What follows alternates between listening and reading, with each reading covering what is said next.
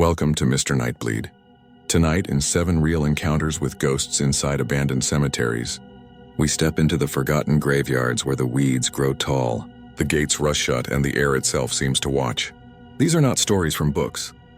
These are the moments when the living crossed paths with something that was never supposed to be seen again. Real accounts. Real people. Places where footsteps echo when no one is walking, and where names carved in stone still whisper through the dark.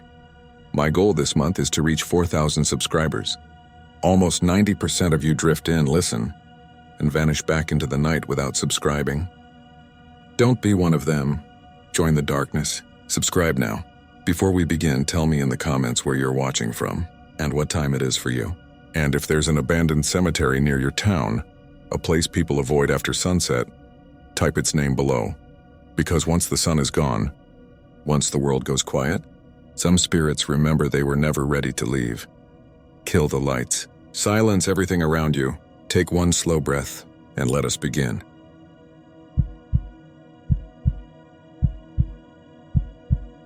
I'm not trying to convince anybody.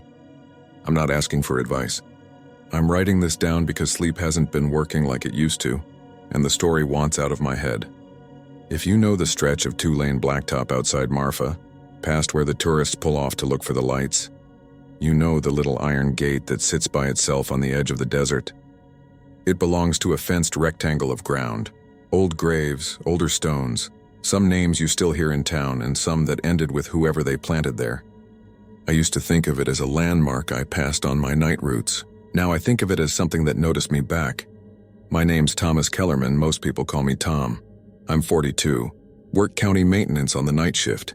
Cones, barriers, mile markers, all the stuff you never think about unless it's missing when you need it. I'm divorced. It wasn't dramatic, just slow and empty, and my fault in the way habits are your fault.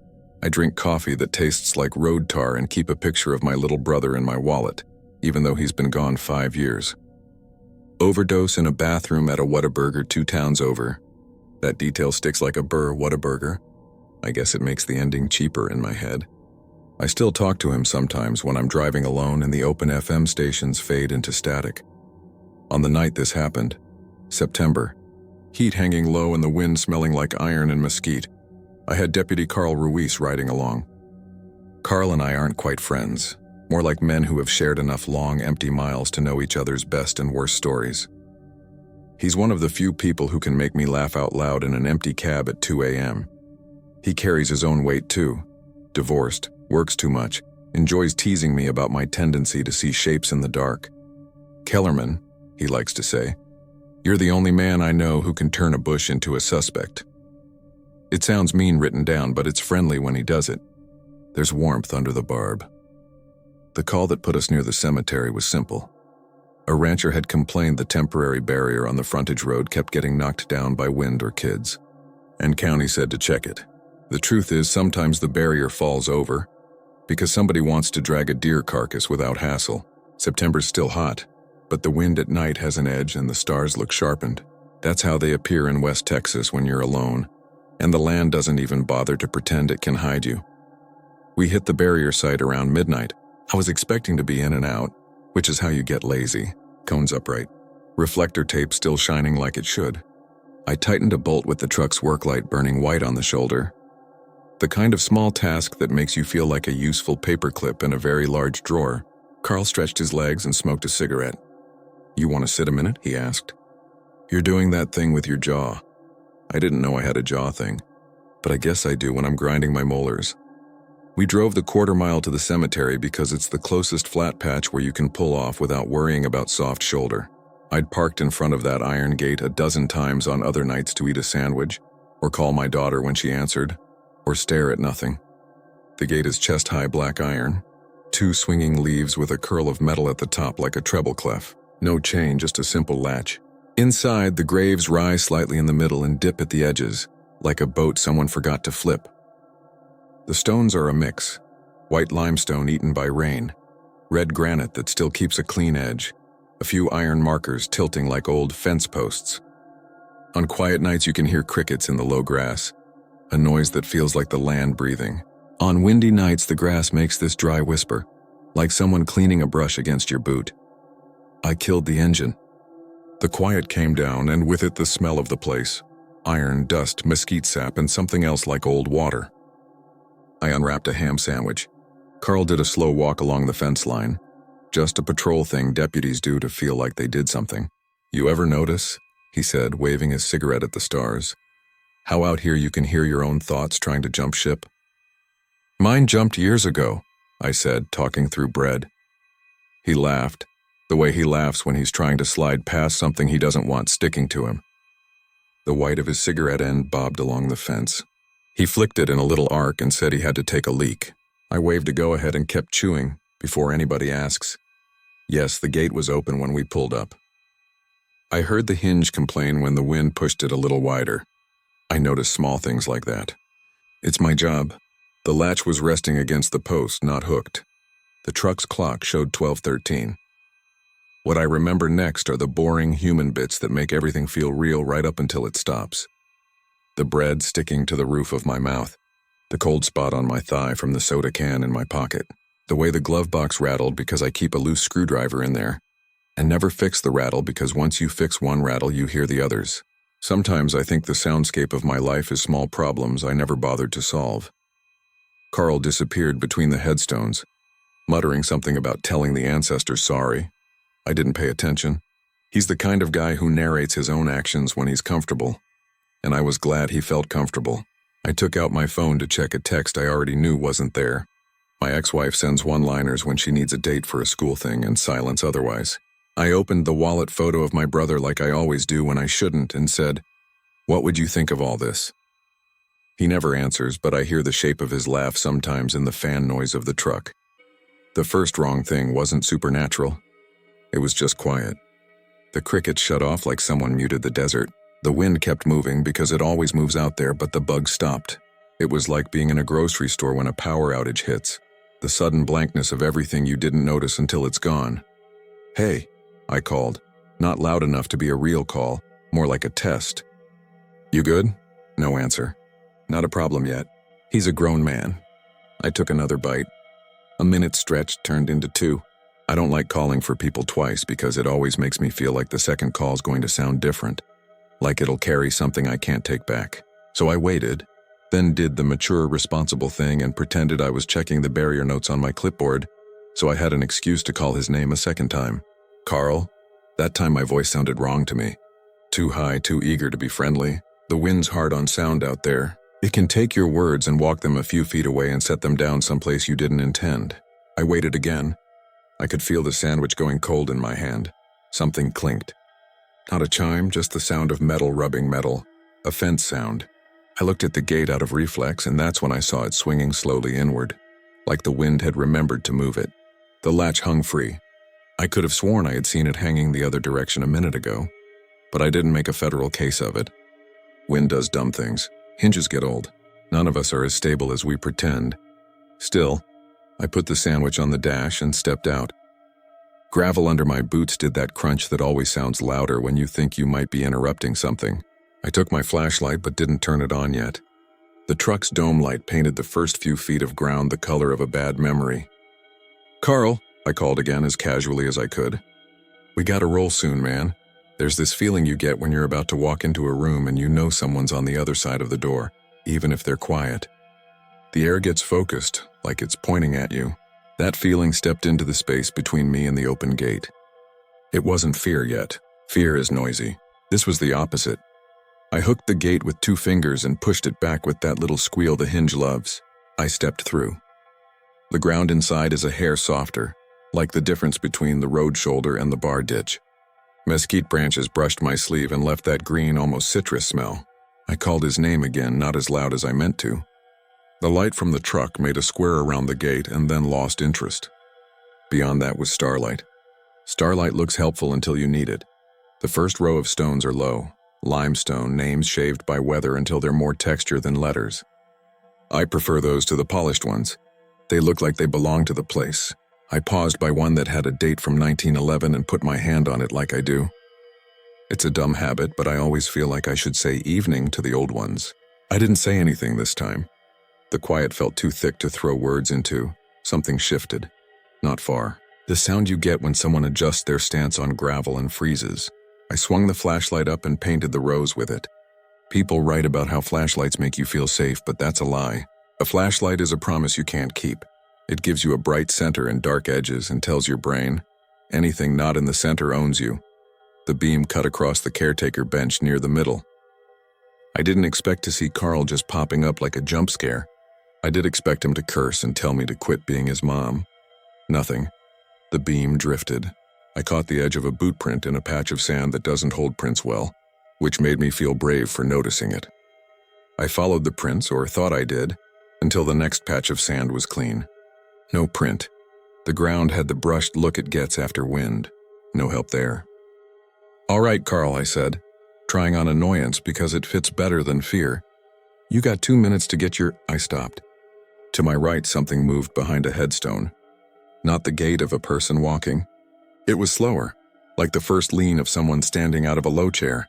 I aimed the light and found nothing except a tall stone you could hide behind if you were a jerk who wanted to pull a joke. It's exactly the kind of thing Carl would do if he felt I was heading toward spooked. He delights in catching me half embarrassed.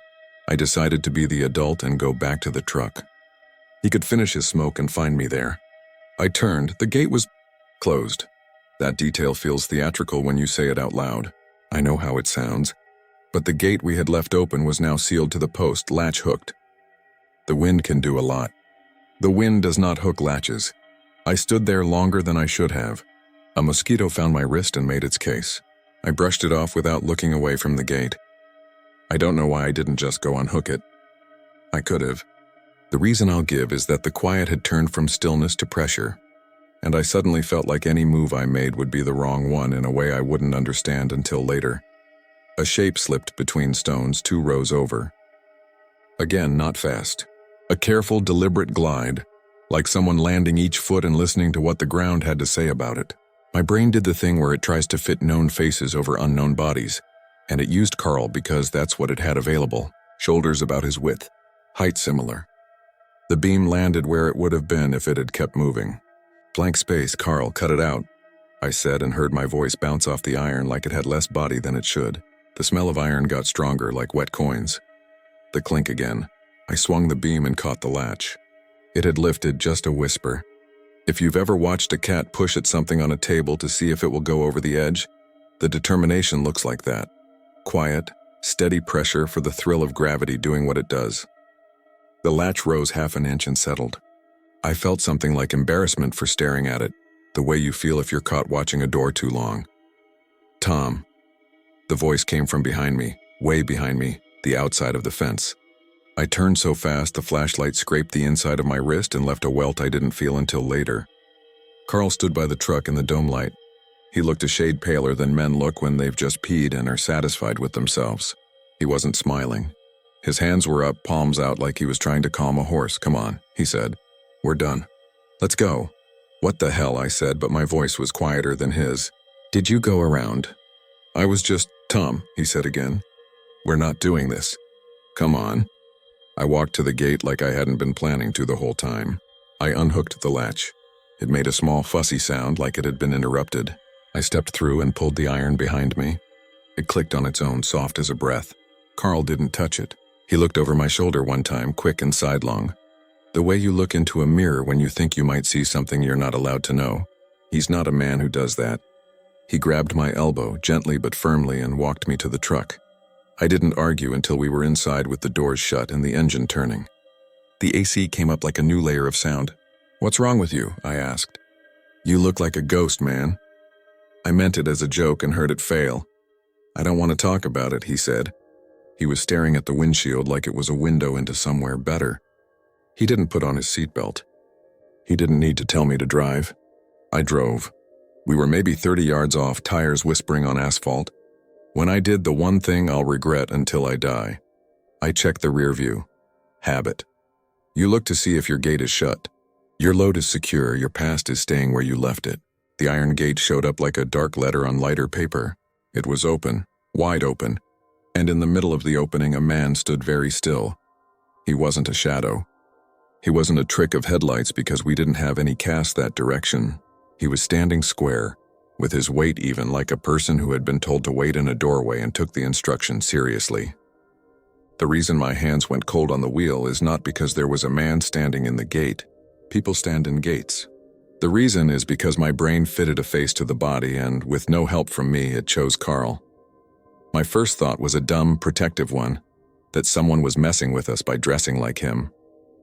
My second thought was not a thought at all, just a lowering animal thing in my chest that made breathing noisy. I didn't slow down. I didn't say what I saw. I looked at Carl in the passenger seat. He had his gaze locked forward. His lips were moving. It took me a second to realize he was praying under his breath. I hadn't heard him do that before. "I'm not looking," he said, as if to someone besides me. I didn't tell him. I don't know if that made me a good friend or a bad one. We didn't speak until we hit the wider highway and the truck felt less like a target and more like an appliance again. After a mile, I tried the kind of tone we had used 100 times to climb down off jumpy nights. "Kids," I said. "Somebody playing dress-up? I swear to God, if that's Mike Chavez." "Don't," Carl said. "Don't make a story out of it. Just leave it. We've joked each other out of fear before. Not this time." I told myself to be quiet. We rode with the radio off. The AC rattled and found its rhythm. Every time I came to a stop sign, I had to sit on my hands to keep from checking the rear view. We got back to the yard. He climbed out and didn't say anything except, "I'll see you." It wasn't rude. It wasn't even short. It was careful. He got in his cruiser and left. I stood with the truck idling for a minute. The yard dog came out and did his usual lean on my leg. That helped. I told myself the desert does this to people sometimes. It takes the already thin places and pulls them a little thinner so light goes through. Wrong. In the morning, I showered and slept and dreamed. The ordinary dream where you're late for a test you've already taken. I woke up to a text from Carl that said, "I'm taking a week. Don't call." It wasn't like him. But it wasn't my business, or that's what I told myself. I did my route alone. I took the long way around the cemetery without thinking about why. If this were a movie, the next part would have a neat loop. Evidence or a second sighting that proves the first one. Real life doesn't usually do loops. It does drift. All I can give you are the off angles. The next week, Carl turned in his resignation. The week after, I heard he'd sold his truck and was moving to his sister's place 3 counties north. On his last day, he came by the yard to sign something. And I got 5 minutes with him because I needed to know if we had the same night or 2 different ones. "What did you see?" I asked, trying to sound like a man who wouldn't laugh. He didn't look at me. He looked at the gravel by our boots like an answer might be spelled there. "I heard you call me," he said. "But you weren't calling me. You were behind me," I said. "At the truck," he nodded. His jaw did a thing I recognized from my own jaw in the mirror. I went to take a leak and I got turned around somehow. Stupid. I'm in my own county and I can't find my way out of a half-acre yard. I walked between stones and got that, you know when you think a door is open and you smack into it because it's closed? That feeling, but inside your chest. Then I hear you say my name, not from behind me, but from ahead. So I head toward you, except the voice is not quite right. It's like hearing a recording where you can tell it's the same person, but there's a layer missing. And I don't see you because you're not there. And I find the fence, but I'm not on the side I think I'm on. And the gate is closed where I thought it was open, and I think, it's fine, that's normal, wind does things, don't be dumb. Then I see he stopped there. His mouth clicked shut like a seatbelt. He shook his head, flattened his palms on his thighs. "You know what? Never mind, I'm not doing this out loud." "Carl," I said softer than I meant, because the space between us felt like the inside of the cemetery. "I saw," but he was already walking back to the office. He raised a hand without looking back. "Goodbye. I didn't go to the cemetery for a while. That's not bravery or cowardice. That's just how routes work when you have excuses." I took more calls on the east side. I let younger guys handle the rancher complaints near the old fence. I told myself I was doing them a favor. Night work feels bigger than it is when you're 23, and the desert makes everyone feel like a hero for a minute. I did my reports. I didn't sleep any worse than usual. When my daughter called, we did 5 minutes of life and 2 minutes of awkward, and then hung up before either of us made a promise we couldn't keep. Then, 2 months ago, some kids knocked over the barrier again on that stretch, and nobody else was close. I told myself it was fine. Time is a solvent. I drove out with the radio on because people on talk radio never stop talking even when the weather tells them to. The sky was pale with old heat. By the time I got to the cemetery, it had that tinny sound the desert gets on nights when the temperature doesn't drop like it should. A pack of javelinas ghosted across the road ahead and vanished into mesquite. The air smelled like hot metal and distant creosote. I didn't stop at the gate. I told myself I wasn't going to stop. But when the barrier was set and the paperwork done, I found myself rolling to the same flat patch of caliche, the truck gliding to the same halt it knows from 100 halts before. I left the engine running. That felt like a concession to myself. See, I'm not really stopping. I looked at the gate. It was open. It usually is because nobody bothers to close it except the wind, and the wind is a sloppy caretaker. I didn't get out. I didn't need to. I sat with both hands on the wheel like I'd been pulled over and was trying to be polite. You can talk to the desert.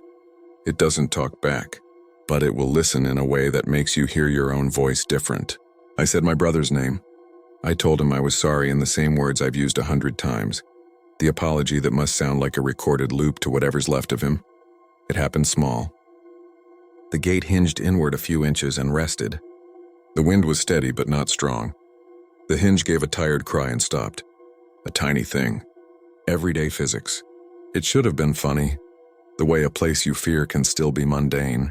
But my heart was already doing that old man thump and my breath had the shape of running in it, even though I wasn't moving. I put the truck in gear and rolled forward, because the only rule I trust is that you keep moving. I checked the rear view without meaning to. The gate was fully open now. No man in it. Just the negative space where a person could stand. If the story ended there, you'd be able to file it in the brain folder marked Odd Nights and go to lunch. It doesn't. The part that keeps me up is not the sighting. It's the shift that happened after. The world didn't crack. My tires didn't go flat. No shadow took the shape of a man and rode home in my back seat. But people started telling me, like it was a harmless piece of gossip. Hey Kellerman, you know that old cemetery? Funny thing, every time I drive past it lately, it looks like someone's left the gate standing open. You'd think the wind would shut it. I didn't encourage it. I didn't tell the story. I didn't want to recruit anyone. But once at a diner in Alpine, a lady in her 70s I'd never met turned from the counter and said, apropos of nothing, "They ought to fix that latch." She didn't say which latch. I didn't ask. She sipped her coffee and nodded to herself like we'd come to an understanding about something we didn't name. Carl's gone. He didn't leave a number with me. That's okay. I don't think we have anything to say that we wouldn't hear the wrong way. I still take the route. Night driving is a habit, and habits are what I have left. Some nights the crickets cut out and the wind fills the space they leave. Some nights the hinge sings. Once I saw the figure again. Not at the gate, but 2 rows in, turned the slightest bit away like a man called by his own name from a distance he couldn't gauge. I drove on without checking if he turned to watch me go. You can put this down to desert tricks, to fatigue, to guilt that's looking for a mirror. The brain loves patterns and hates a blank page, and the land out there is the biggest blank page we have. You can find faces in clouds if you stare long enough. I know all the arguments. I use them on myself like a tired teacher uses the same lesson plan every year. But here's the part I can't argue past. Some nights when I pass that place and the gate is open, I get the taste of iron in my mouth like a penny pressed to the tongue. And every now and then, only every now and then, not enough to be proof, just enough to be a promise, I catch a shape in the rear view that shares a man's outline I know too well. Shoulders square, weight even, standing where a person stands when he's been told to wait. I don't slow. I don't speed. I don't call anyone's name. I keep my eyes on the road until the dark swallows my truck and the fence behind me is a line someone drew to keep a story from wandering. Maybe the desert doesn't hold grudges. Maybe it just holds places for us the way an old friend will hold a seat at a bar you haven't visited in years. Or maybe some gates swing because that's what hinges do and the rest is on us. I don't go in anymore. I don't test the latch. I don't see what I'm not strong enough to tell out loud. I drive, I breathe. I try to sleep. And when the wind rises and the crickets fall silent, I keep my hand steady on the wheel and tell myself that 1 more mile will wear down the feeling. It doesn't. Not really. Carl quit his job the next week. I still drive that route alone. Every time I pass that cemetery, the gate is open again, just waiting. And sometimes I think it's waiting for the wrong man to notice.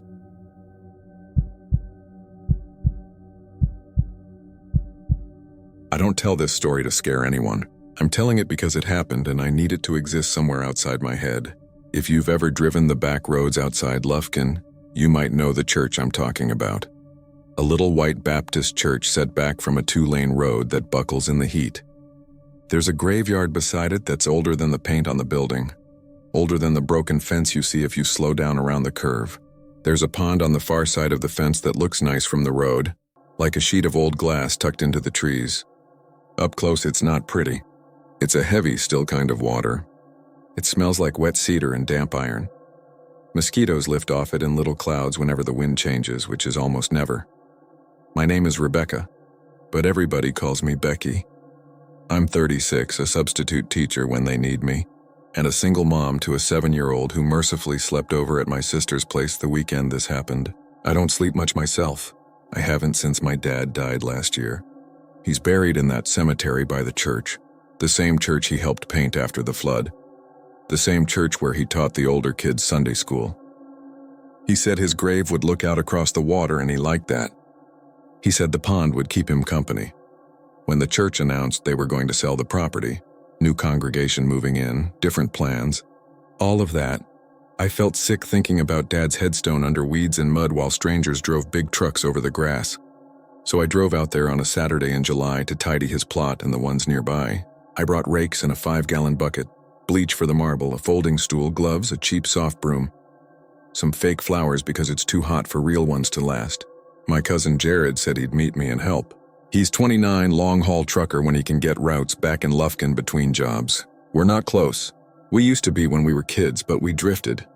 There are reasons, but they don't matter here. We have that family thing where you share blood and holidays, but your conversations sit 3 feet away on a folding chair and breathe through their nose. I got there early, just after 8, because the heat's less mean then. Cicadas were already screaming in the trees like the sky was a big electrical box. Blackbirds walked along the gravel like they owned it. The pond looked flat and dull, like a coin someone dropped and nobody cared to pick up. I parked by the church and carried my stuff through the gate that always drags in the dirt because the hinges are rust-eaten.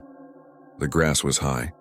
You could smell the humidity before you felt it, a green smell that sticks to your tongue. I found Dad's headstone, cleared the beer can someone had left on it. Kids hang out there sometimes. I don't think they mean anything by it. I raked leaves into piles and rolled sticks away with my boot.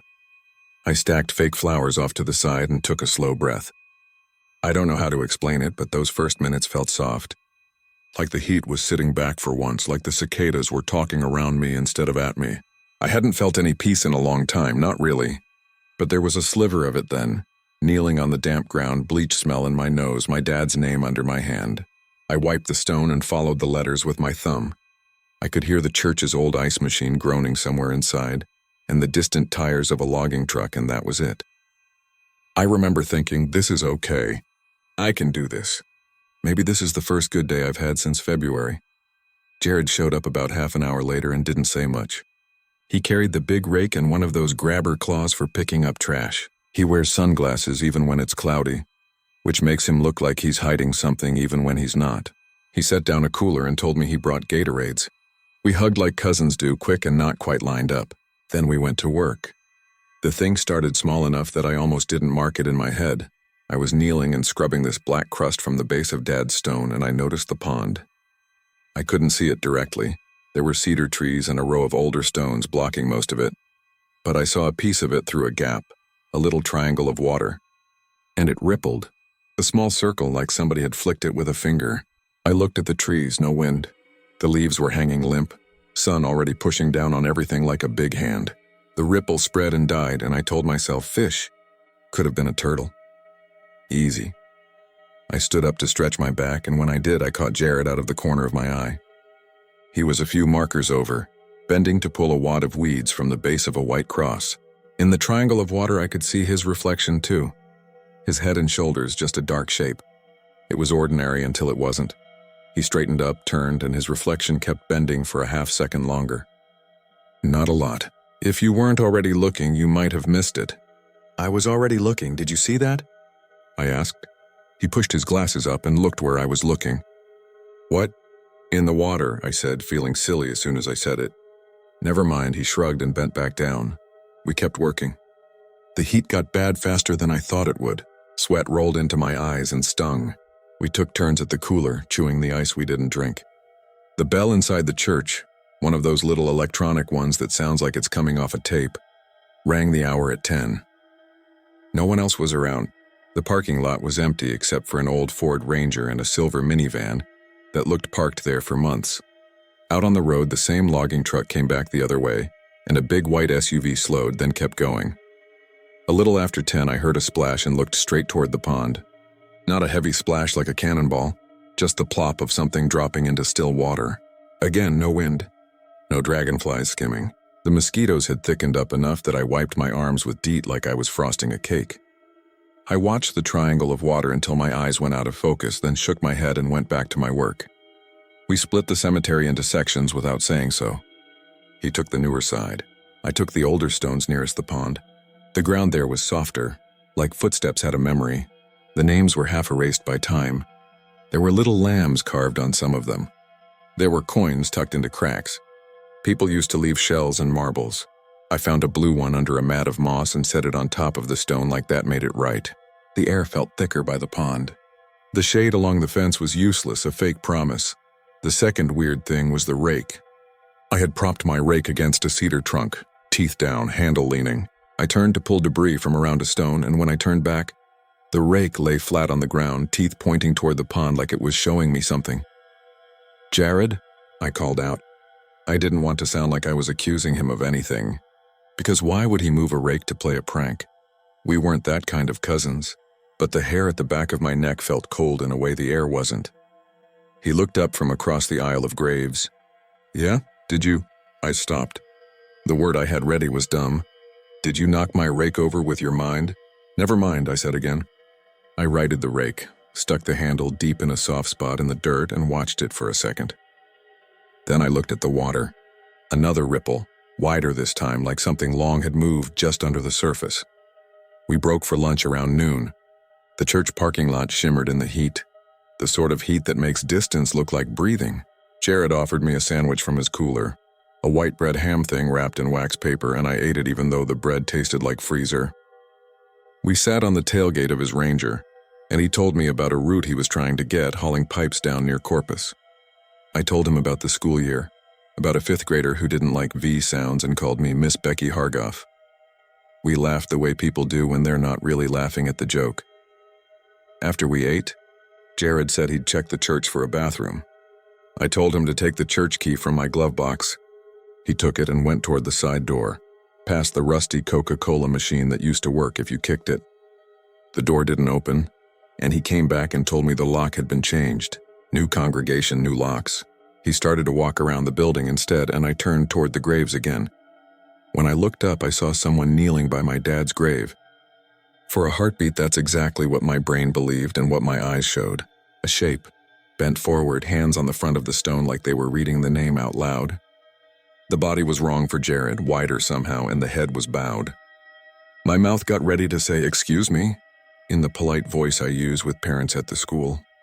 But the ground between us had no footsteps, and there was no sound of weight shifting. I blinked. There was no one there. "Just the stone with the bleach still drying and a pale fan across the base, Jared," I called. He came back around from the far side of the church, squinting. "What? Did you?" I started again and stopped, angry at myself for sounding crazy. I walked to my dad's plot and stood there until my heartbeat slowed. I could smell the pond stronger there, a cold, dead smell almost underneath the cedar and grass. I capped the bleach and made myself keep going. I didn't tell Jared about the person I thought I'd seen.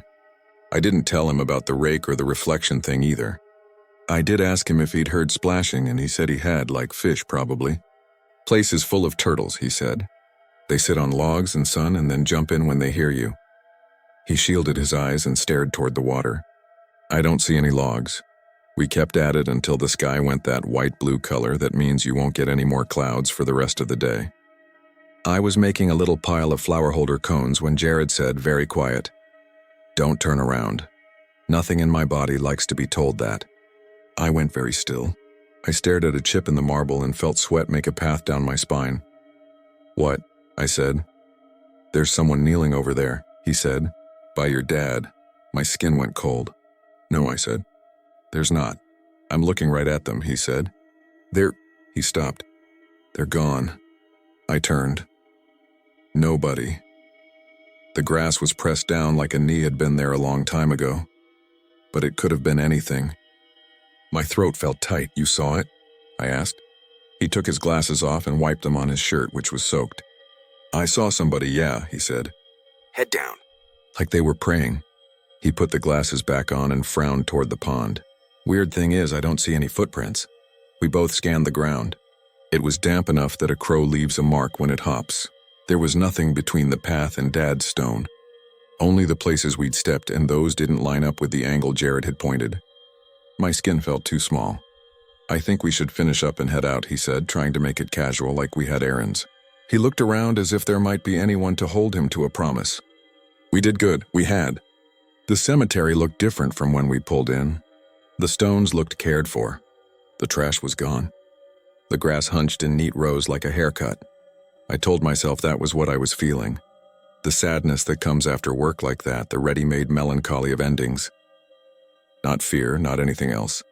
I told Jared I wanted 10 more minutes to sit with Dad before we left. I said it like I was asking permission, which he didn't love. He nodded and said he'd load the car. He took the cooler and the rakes and walked toward the gate, boots rattling gravel. I watched him go and felt this strange surge of affection for him, for just agreeing to come out here and sweat through his clothes on a Saturday because I asked. We're not close, but we're not nothing either. That means something. It must. I sat on the little folding stool at Dad's grave and told him things I should have told him when he could talk back. I told him I'd been dreaming about water. I told him I felt tired down in my teeth. I told him Caroline, the little girl, had gotten a green ribbon at a reading thing in June. I told him I kept thinking of the last time he'd been near water, how he'd fallen asleep in his chair by my sister's pool, and how a wasp had landed on the surface and ridden this tiny wave from one side to the other. When I said that part, I heard it again, another splash, closer. I looked over my shoulder. The pond was right there. It hid behind the fence, but you could see the near edge, a strip of brown-green water where the grass gave up and turned to black mud. There was a sheet of algae, and a little bit of old tire and a plastic grocery bag caught under a branch like a jellyfish. The surface was still now. I stared at it until my eyes watered and blinked. There's a kind of stillness that isn't peace. It's the stillness you get when a storm has ripped everything out and you're just looking at the edges of what used to be there. That's what it felt like. The cicadas sounded farther away all of a sudden. The shade felt like it hid something instead of protecting me. I could hear water not moving. I know that doesn't make sense, but I could hear it. "Okay," I said out loud to no one. "Okay." I stood up thinking I'd grab the stool and the bucket and head to the truck. That's when I noticed the shovel. It was one of those short square shovel types, not the pointy kind with a wood handle, and it lay across the path a few feet ahead of me. It wasn't ours. We hadn't brought a shovel like that. The metal blade was clean but scuffed. The handle looked old, the varnish worn to a polish in the middle. It wasn't there a minute ago. I would have tripped on it. There was a sticky drip on the metal like sap or something, and a line of muddy water heading toward the pond. "Jared?" I called, and my voice came out too loud. "Do you have—" I started to say a shovel, realized how stupid that sounded, and stopped. I looked around. The parking lot was empty. The church's windows flashed light. The shovel sat there with the kind of presence a snake has when you notice it, like it had been in the world long before I saw it. I took a step backward, then another, so I wouldn't have to walk past it to leave. The path behind me wasn't really a path, just a way the grass leaned. I moved slow so I wouldn't slip. I didn't want to take my eyes off the shovel, but I glanced at the pond, and that's when my stomach turned inside out. The surface had changed. Not a ripple this time, not circles. It looked stretched, like someone had pulled a skin tight and pressed their palm against it from underneath. You know how your reflection is either perfect or broken depending on how the water sits? This wasn't either. The water showed me a reflection of the cemetery in that dull, flat way ponds do. The grayed out trees, the far fence posts, a bird cutting across, but it showed them on a delay, like the world it was reflecting had a slow, separate time. A crow flapped from a post, and in the water the black wing lifted a beat later. The skinny shadows of headstones in the water shivered to a different wind than the one not blowing in the air. I felt dizzy like I'd stood too fast, and then I saw him. At first, it was just me. My own reflection in the water, small because of the angle. A dark figure at the edge of the pond.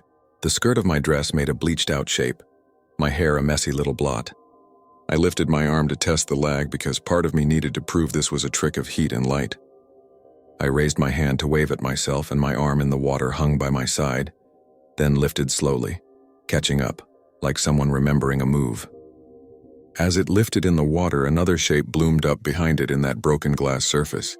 Not Jared. Broader. A head I knew as well as my own. The set of the shoulders. The patchy hair he never quite tamed. It was my father, standing behind me in the water, smiling the way he smiled when we came home late from church and he'd already set the VCR to record the game, small and proud and a little sad. Every part of me went very quiet. Not calm. Quiet the way things get when there is more sound than you can process, so your brain turns everything down. I didn't look behind me. I didn't need to. The water showed what I would have seen if I did, and what I would have seen was my dad standing there. I could feel where he should have been by the temperature of the air on the back of my neck, like the heat there had an edge. He was smiling. In the water, he leaned closer, and his mouth moved like he was saying my name. He had that look he used to get when he wanted me to understand a thing without him having to say it, which usually meant I was about to get grounded or forgiven. "Dad?" I said stupidly, like how people on the phone say the other person's name even though the phone already told them who it was.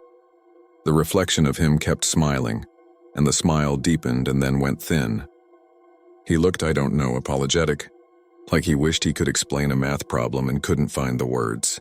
His eyes shifted in a tiny way that meant when he was alive and solid and casting a normal shadow, that he was about to make a joke to soften whatever came next.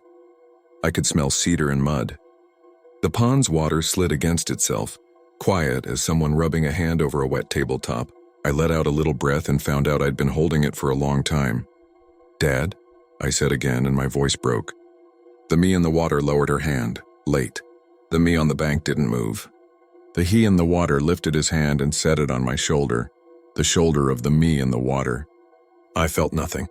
No weight, no pressure, no temperature change, but my body registered it in the old way it does when someone reaches for you from habit. My muscles kept very still so they wouldn't push into a touch that wasn't there. There was a sound behind me then, just a small wet shift like a shoe in mud, and I made myself turn, because the part of your brain that wants you to survive says you need to turn and either see a person or see nothing. I turned, there was no one. The grass bent where we had walked. My stool lay on its side. The shovel sat where it had been, waiting. The trees kept their hot green. The air was await with no hands. I stood there in the big, dumb light, facing my dad's stone, and felt the most scared I've ever felt, which was somehow quieter than any fear I'd known. I turned back to the pond because I couldn't help it. The surface in my triangle of view showed only trees now, flat and late. My own shape in the water had drifted to the side as if I'd stepped left in a way I didn't. The father shape was gone. There were bubbles near the edge that popped without making ripples. "Becky," Jared's voice came from the gate, sharp and too bright. "You good?" I didn't answer right away. I remember picking up the stool and the bucket and stepping wide around the shovel like a person stepping over a sleeping animal. I remember walking down the path and feeling the sun like a hand on my head pushing me forward. I remember dropping the church key into my glove box and closing it quietly, like I was letting something sleep. I remember Jared's face behind his glasses, the skin around his eyes red with heat, and how his mouth opened to say something and then closed and then opened again and ended up on, "Hey, you okay?" "Let's go," I said. It came out like dry leaves rubbing. He didn't argue. He tossed the last rake in the bed and slammed the tailgate. The sound was too loud. It stepped on the cicadas and made them stumble for a second. We drove out slowly, the Ranger's tires humming on the road, and I watched the rear view like a bad passenger. The pond slid behind the cedar trunks and then was gone. I kept waiting to see someone in the mirror, standing up from the grass or stepping out from behind a marker. No one did. We got to the main road and turned left, and the air through the open windows felt like a hairdryer. I realized my teeth were clenched and made myself unclench them. My tongue tasted like pennies. "What happened?" Jared said after a mile. His voice sounded too big in the cab. "You looked like you saw..." He cut himself off like he knew the saying he was about to use and didn't want to have to hear it. "I saw Dad," I said. I don't know why I said it. I don't tell Jared things like that. I barely tell my sister. "In the water," I said before he could ask. "Not behind me. In the water. With me," he swallowed. I could hear it. "Okay," he said slowly. "Okay. I think he was trying to tell me something," I said. It felt true and dumb at the same time. Or maybe not. Maybe it was just, "Okay," he said again carefully. "We're going to your place or mine?" "Neither," I said. "I'm going to get Caroline from my sister's tomorrow, and then I'm taking her back to Nacogdoches. I'm not staying in Lufkin." I didn't plan to say that until I heard myself say it, and then I knew it was already decided. Something that had been holding me to the town had moved. Maybe it had always been the pond. He nodded like he'd been expecting that answer and turned the radio on to a station that wouldn't come in, then turned it off. After a while, he told me he'd seen the kneeling person again when he went to put the cooler in the truck. He said they were by my dad's grave again, head down, hands flat on the stone, and he genuinely thought it was me for a second. He said he shouted my name and the person didn't look up. Then they didn't move. Then they weren't there. He said he felt embarrassed saying it out loud. "You ever heard stories about that pond?" I asked. The question sounded like a child's, but if anyone would know a rumor, it would be Jared. He runs with guys who sleep in their rigs and know where the water sits heavy. "Just the usual," he said after a moment. "Old cemetery, old water. They say a kid went under in the 80s. They say a woman liked to walk there and didn't come back in the 70s. They say there's a truck under there." He glanced at me and looked back at the road. "They say a lot of things. Do they say water can remember people?" I asked, and I hated how my voice shook. He didn't answer. We didn't talk much after that. He dropped me at my place. He asked if I wanted him to come inside. I told him no because I didn't trust my hands to make coffee without breaking something, and because I wanted to sit alone and see how much of what I'd seen still existed when there were walls and air conditioning and a TV to fill the room. He touched my shoulder awkwardly, 2 taps, and left. I didn't sleep that night. I didn't even try. I kept going back to the edge of the moment when I saw him in the water and kept trying to stop myself before I turned to look. Like if I could make different decisions in the retelling, I could change something about the way it felt. The house creaked like houses do. The air conditioner cycled on and off like it was taking cautious breaths. Toward morning, a hard little rain came and knocked at the windows and left. I stood at the back door and watched it fall into the yard. I took Caroline to my sister's that afternoon and drove east the next day. I didn't say why. I just said I needed a change and that I'd be back. I kept my eyes away from any ditch water, any stock pond, any retention basin behind a grocery store. When it rained and the streets filled their low places, I looked straight ahead. I drove like a person who was trying to keep a promise she made to herself in a place where no one heard it.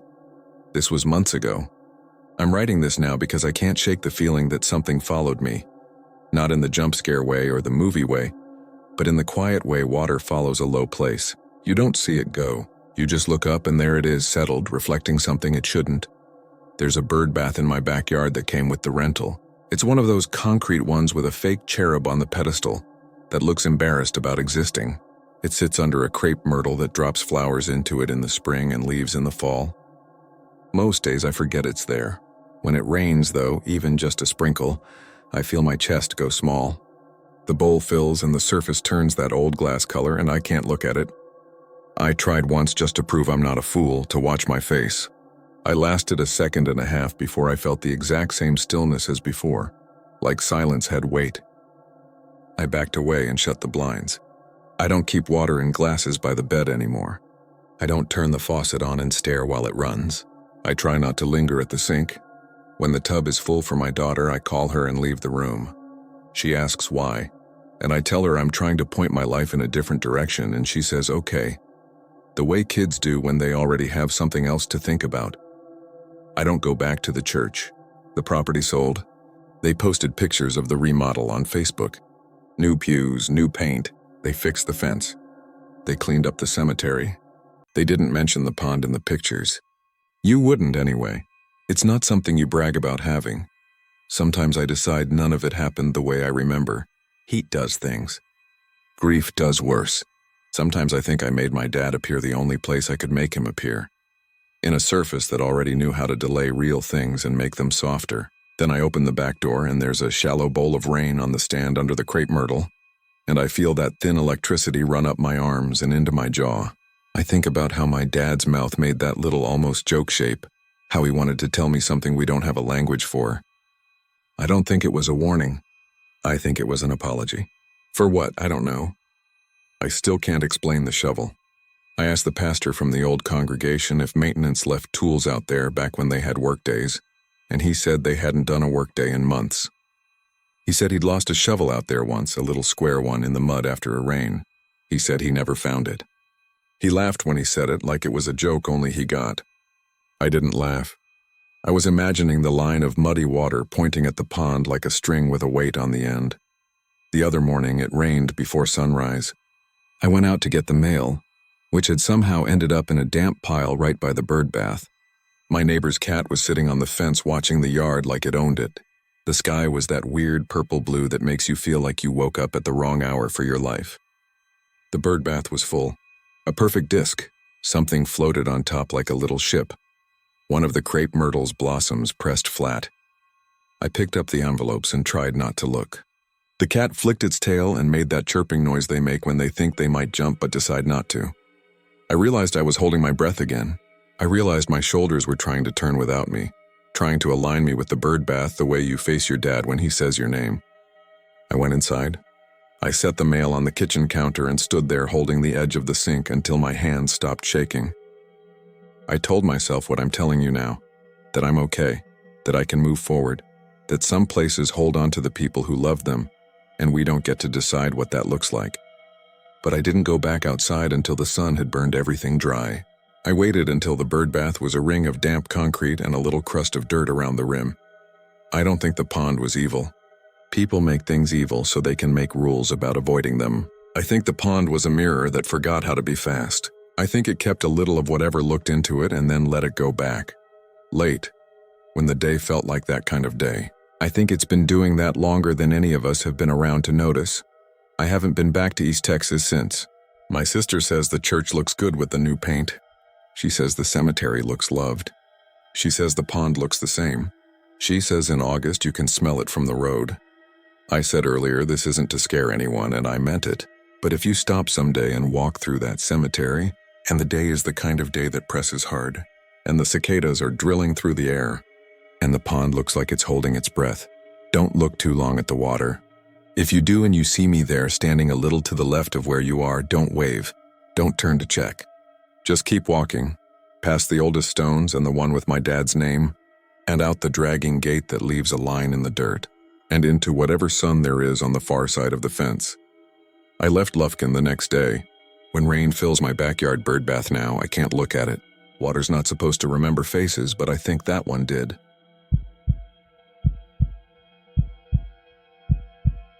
I'm not a writer.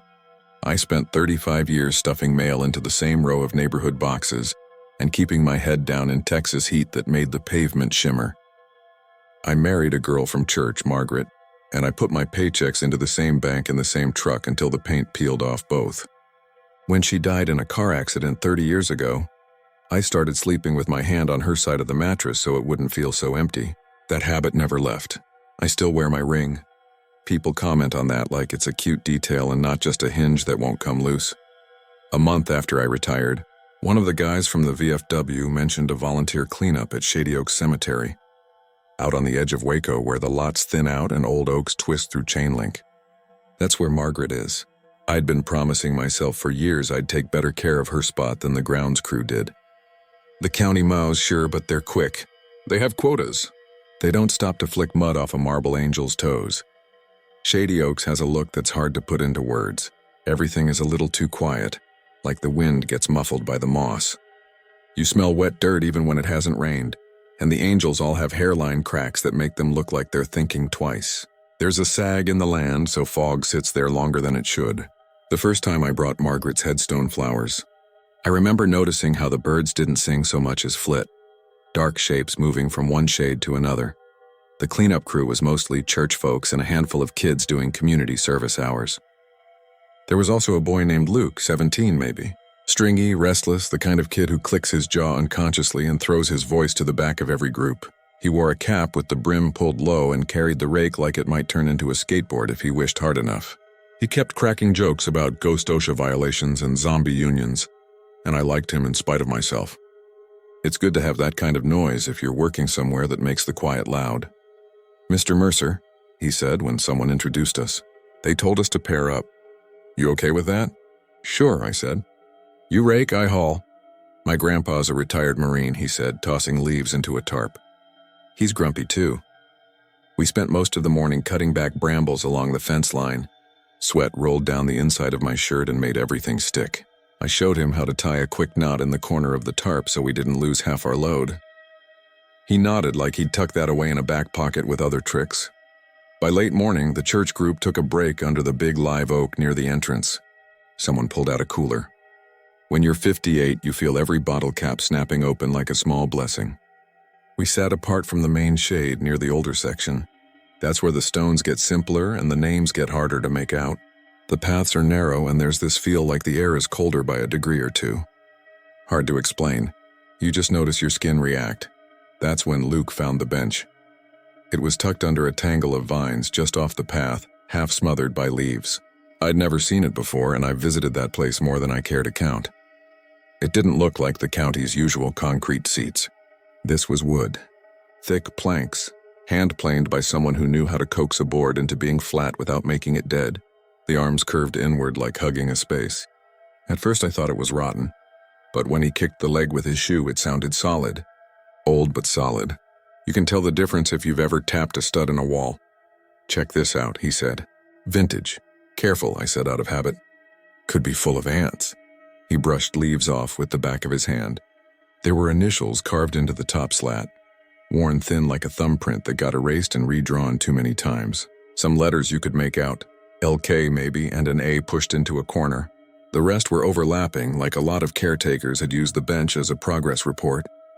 It had that rubbed look of a place people sat to breathe. "Probably the old caretaker's bench," I said, "from when they still had one man living on site." "How do you know that?" "I used to see him when Margaret first—" I stopped. "Long time ago. Little shack by the gate. Old man with a thermos. What happened to him?" "He retired," I said. "Or maybe he just stopped showing up one day and nobody asked questions." Luke sat down, leaning back with his arms along the top like he owned the horizon. "Still sturdy," he said, and then he flinched. He didn't jump. It was tighter than that, like someone pinched the nerves behind his shoulder. His face changed in a way I've only seen a couple times.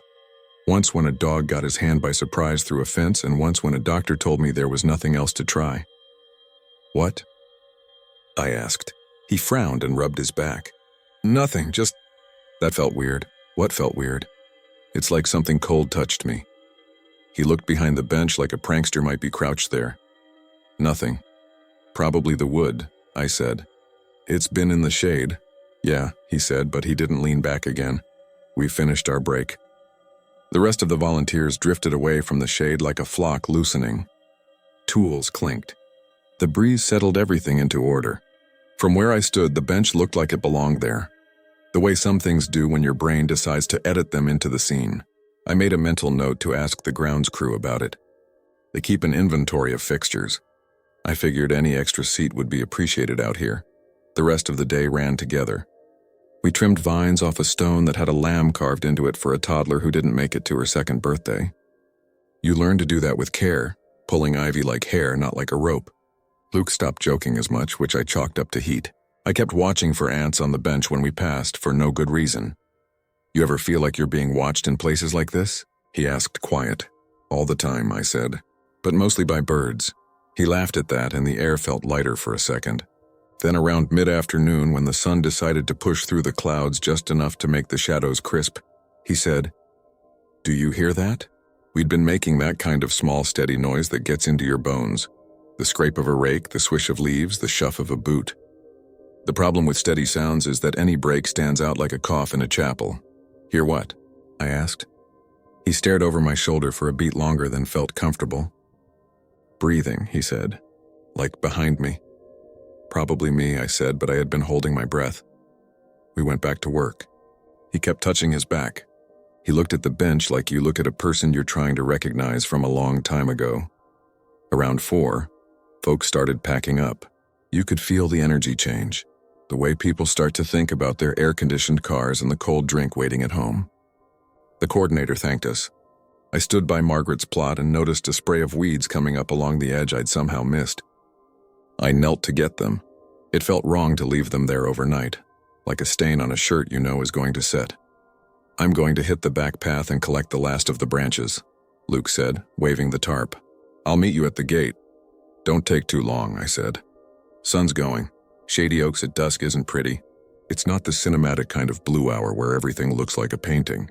It's more like the light goes behind a curtain for a minute to change clothes and you don't really want to see what it's doing back there. The shadows get crowded. The air turns from warm to just damp. Branches that didn't move all day decide to try out a new position. I finished the weeds and wiped my hands on my jeans. I didn't see Luke at the gate. I walked the back path toward the older section. My boots didn't feel loud, but the sound didn't seem to go anywhere, like I was walking on a sponge. Luke, I called. I kept my voice casual. You learn not to put panic into a name unless you're ready to spend the rest of the day hunting. No answer. A mockingbird shot from a bush in a way that always feels like it's aimed at your heart. I told myself a story quickly. He'd found something else to clean, or he'd seen a friend drive by and hop the fence to say hi. I do that at night when the house makes a noise. You build a little bridge of reason so you don't have to stand over the hole. In the older section, past the angel with a chipped nose and the family plot with 4 identical stones in a square, I saw the bench. Same one, same spot. Except it didn't look the same. I don't mean it moved. It just looked new. The top slat wasn't as sun-bleached. The legs looked darker, like the stain still had some life in it. The initials were clearer. I could read them. LKAJ, a heart with no names. And right in the center, small and deep and fresh enough to look shiny at the edges, L. Luke. I said, but quieter. The tools we'd used, his rake, my loppers, were on the ground midway down the path like someone set them down fast and didn't plan to be long. The tarp sat folded neat. People don't fold tarps in a rush. They don't. He would have thrown it somewhere and gone looking for a bathroom or a joke. The bench creaked. Not much, just that sound wood makes when weight shifts on it, except there wasn't anyone sitting there. The creak kept going for a second as if someone had just stood up and the wood was telling you about it a beat late. I told myself the obvious. Wood moves with temperature. The day cools. Boards expand or contract. That's all. Even as I said that in my head, I realized I was listening for breathing. It's the sound you pay attention to when someone's hurt in the next room. It makes a rhythm for your fear to dance to. I walked around the bench because the mind loves closure. I knew better. There was nothing but leaves and the shape an animal might make if it pressed its belly into soft dirt, and thought that would make it invisible. The ground behind the bench was damp. Not dark damp, not muddy. Just a spot like someone had been sitting there when the rest of the world was dry. It smelled faintly of iron and old water. Luke, I called again, and my voice went sideways into the trees and came back as if someone else had said it. I heard it a second later in the brush. My voice, the same tilt, the same stupid tremble I was trying to keep out of it. Luke, it said, like a practice run. I sat down on the bench. I don't know why. You do dumb things in the name of normal. If I sat, then the bench would be a bench again, not a stage. The wood was cool, not cold. Cool like a countertop in a house that hasn't had an oven on all day. Okay, I said out loud, because you can talk yourself into staying when you hear yourself talk. Think, he's a teenager. They wander. He probably left with his buddies and forgot to say something. He'll text the coordinator later and they'll laugh about it at the debrief. From behind me, something breathed, long and careful, like someone trying not to be heard. When you live in a small house with someone for 30 years, you know what breathing means. Excitement, sleep, sorrow pretending to be sleep. This breath sounded like waiting. I didn't turn around. That may sound like a tough guy decision, but it wasn't. Turning around would accept the game. I stood up instead. The bench creaked again, the same way it does when someone gets up after you do. The damp spot looked darker now. Luke, my voice said from the trees, except I wasn't speaking. Then from somewhere else, another voice, his, said, Mr. Mercer, but it sounded like he was humoring someone. It sounded like he wasn't allowed to put fear into it. I walked toward the trees because that's what you do. You look where the voice is. You don't sit and debate. I pushed aside branches and scraped my arm on something that had hooked me. Behind the trees is the fence line, and beyond that a strip of dry grass no one claims, and then a road that goes nowhere important. There was no boy between the bench and the fence. No footprints on the dry path. No humor flickering in the leaves. I'm not proud of what I did next. I left. I called the coordinator from the truck and asked if Luke had signed out. He hadn't. I told her I thought I'd miscounted boys and I was going to drive by the gas station down the road to be sure. You learn when to tell the truth. You learn also when the truth requires 3 more truths you can't carry. I drove to the gas station and stared at the rack of windshield wipers. I bought a water I didn't drink. I went back to the cemetery slow. The gate is old iron. It has a stubborn swing to it like an old man with one shoulder bad. It was closed. The coordinator's car was gone. So were the trucks. The light was purple now and the sky had that look it gets when it's trying hard not to rain. I walked to the bench. It looked old again. The initials were as vague as before. I told myself it had been the angle of the sun. That happens. Shadows pull details out of things you don't notice otherwise. The damp spot was still there though, not big. Just an oval the size of a person's weight. I crouched and touched it with 2 fingers, not the way a detective does in a movie, but careful. My fingertips came up clean. No mud, no water, just cold. I called the sheriff's non-emergency line. I told them a volunteer hadn't checked out and I had his first name and description, and a cap with a tear on the brim.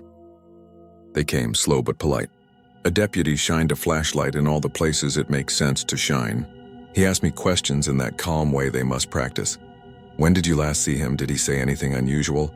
Was he on anything that you know of? Did he have friends there? I said I didn't think so.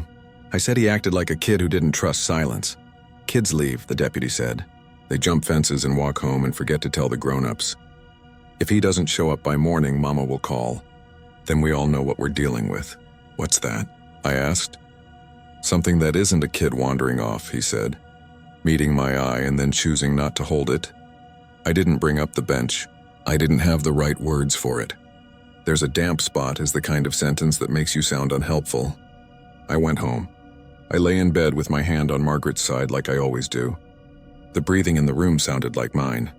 I repeated that to myself. It's yours. You're hearing yourself. You're getting old. When you get old, your body starts talking to you louder. At 2:11 a.m., my phone lit up. Unknown number. I picked it up because sleep wasn't something I could do anyway. Mr. Mercer? It was the coordinator. Her voice was tight. Luke's mother says he didn't come home. What do we do? I asked. She filed a report. They're going to ping his phone. They asked if any of us drove him. I told them no. They might call you. Okay, I said.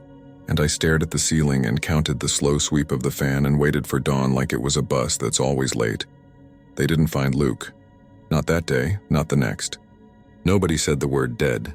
They used words like missing and runaway and contact if seen.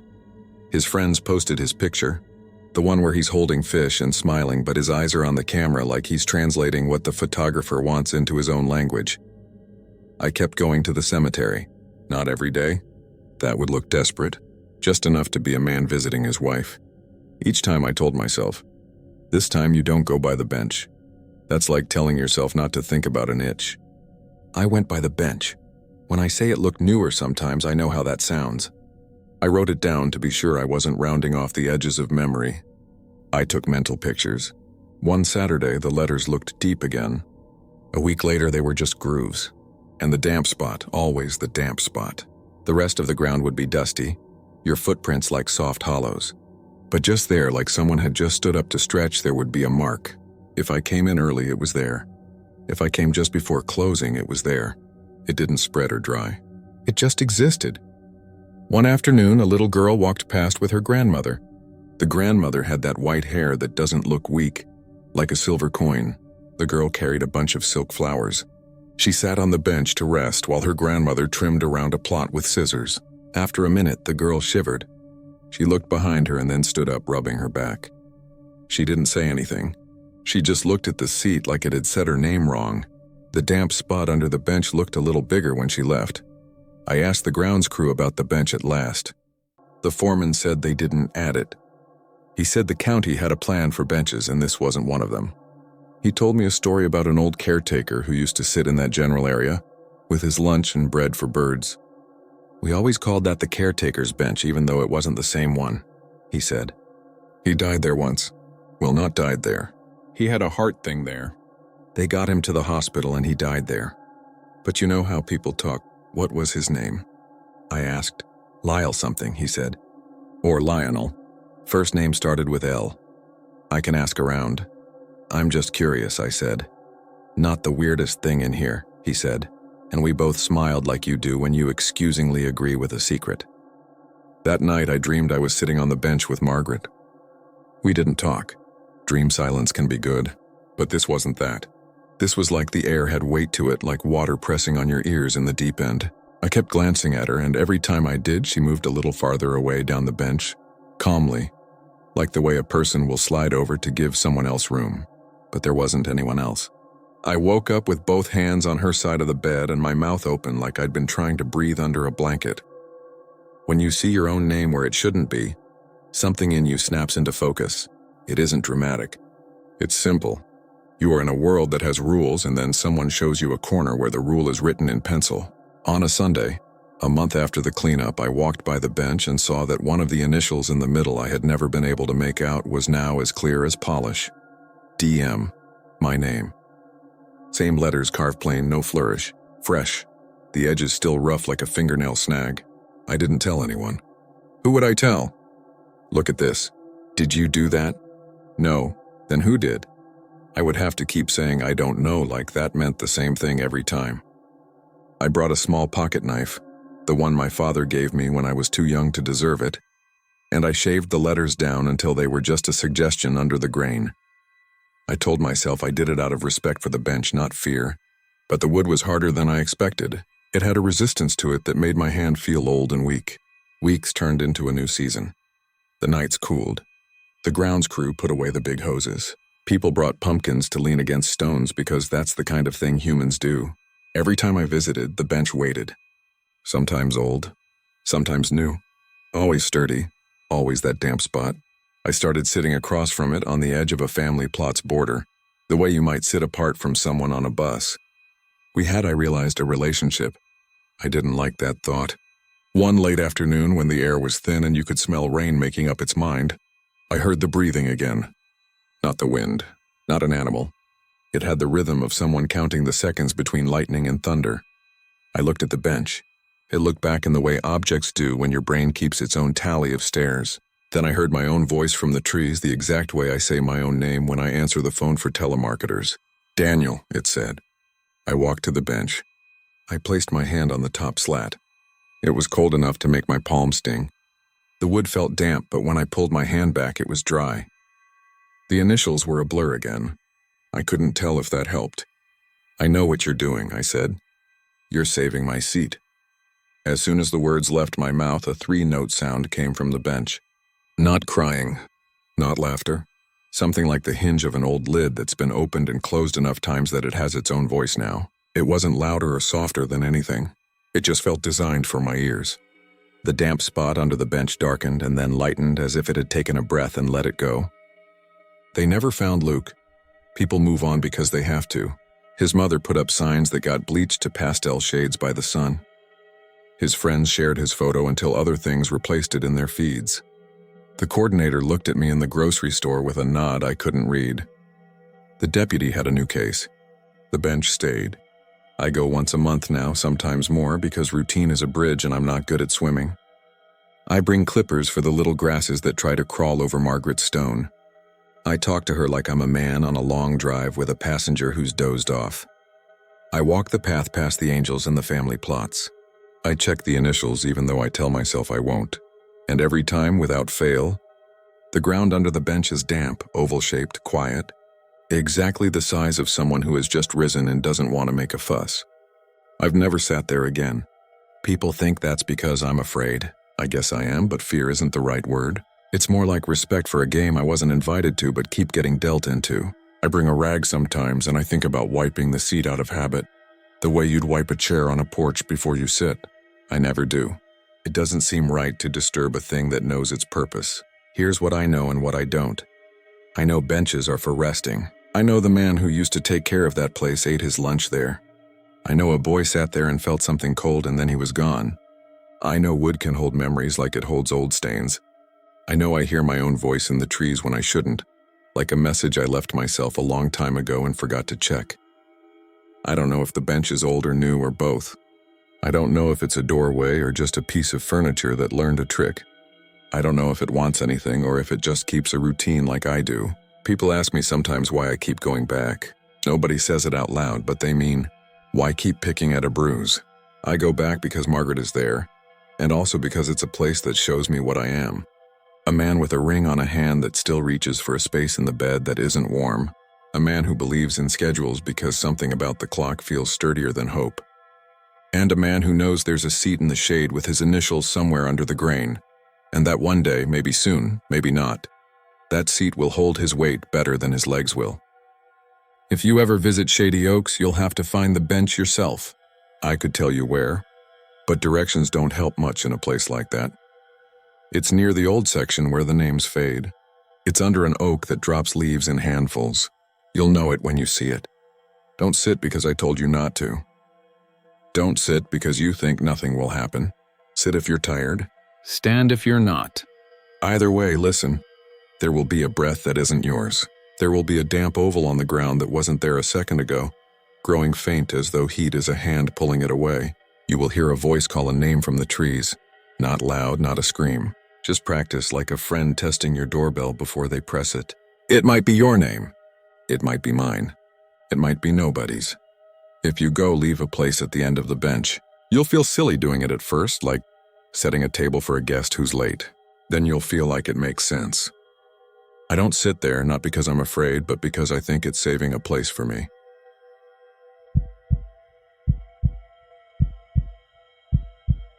People think West Texas is empty. It's not. It's just wide, and the things that live in the wide spaces don't hurry. They wait you out.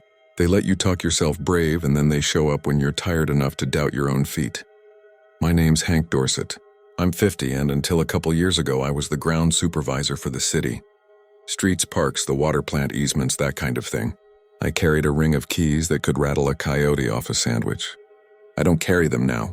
There's one key left on my chain, and it opens a shed out back where I keep a folding chair and the good shovel. On the anniversary, I sit there with a flashlight and tell myself I'll be ready this time. I never am. People in Amarillo know Potter's Field in a general way. It's not the cemetery with granite angels and flower vases. It's a bare patch outside town, more wind than dirt, with an iron fence that paints rust on your palms if you grab it. It's where we put the unclaimed. The crosses are simple. Some are just steel rebar bent into a T. The ground is so dry you can hear it when it settles. This tired little sigh like a house after you've turned off the TV. On a hot day, the whole place smells like dust in the inside of a welder's mask. I didn't mind it much. We kept the fence tight and the weeds down, posted the signs twice a year, and every 6 months I hauled a truck out there with a crew to fix what the weather had eaten. The only time it truly bothered me was during storms. Lightning makes the hill look alive. It brings detail into places that are usually just gray, and sometimes you wish you hadn't seen those details. The year we lost a man, it was one of those storms. If you remember the spring squalls we got a few years back, when the clouds came in low like they were dragging chains, that's the season. We had 3 guys on the crew that day, plus me. One of them was a kid named Aaron, maybe 22. He had that new employee bounce, the kind that makes you tired if you watch it too long. He cracked jokes and walked faster than he worked. I liked him anyway. He reminded me of my boy at that age, back when he still called to say he'd be late. We were replacing fence posts on the north edge when the sky dropped. I told them to load up. The rain was sideways by the time we hit the truck. Lightning popped close, too close, and the sound sat on my chest like an uncle. I counted heads. 1, 2, 3, where's Aaron? He jogged back for a glove, or maybe he said it was his phone. I never got that part straight.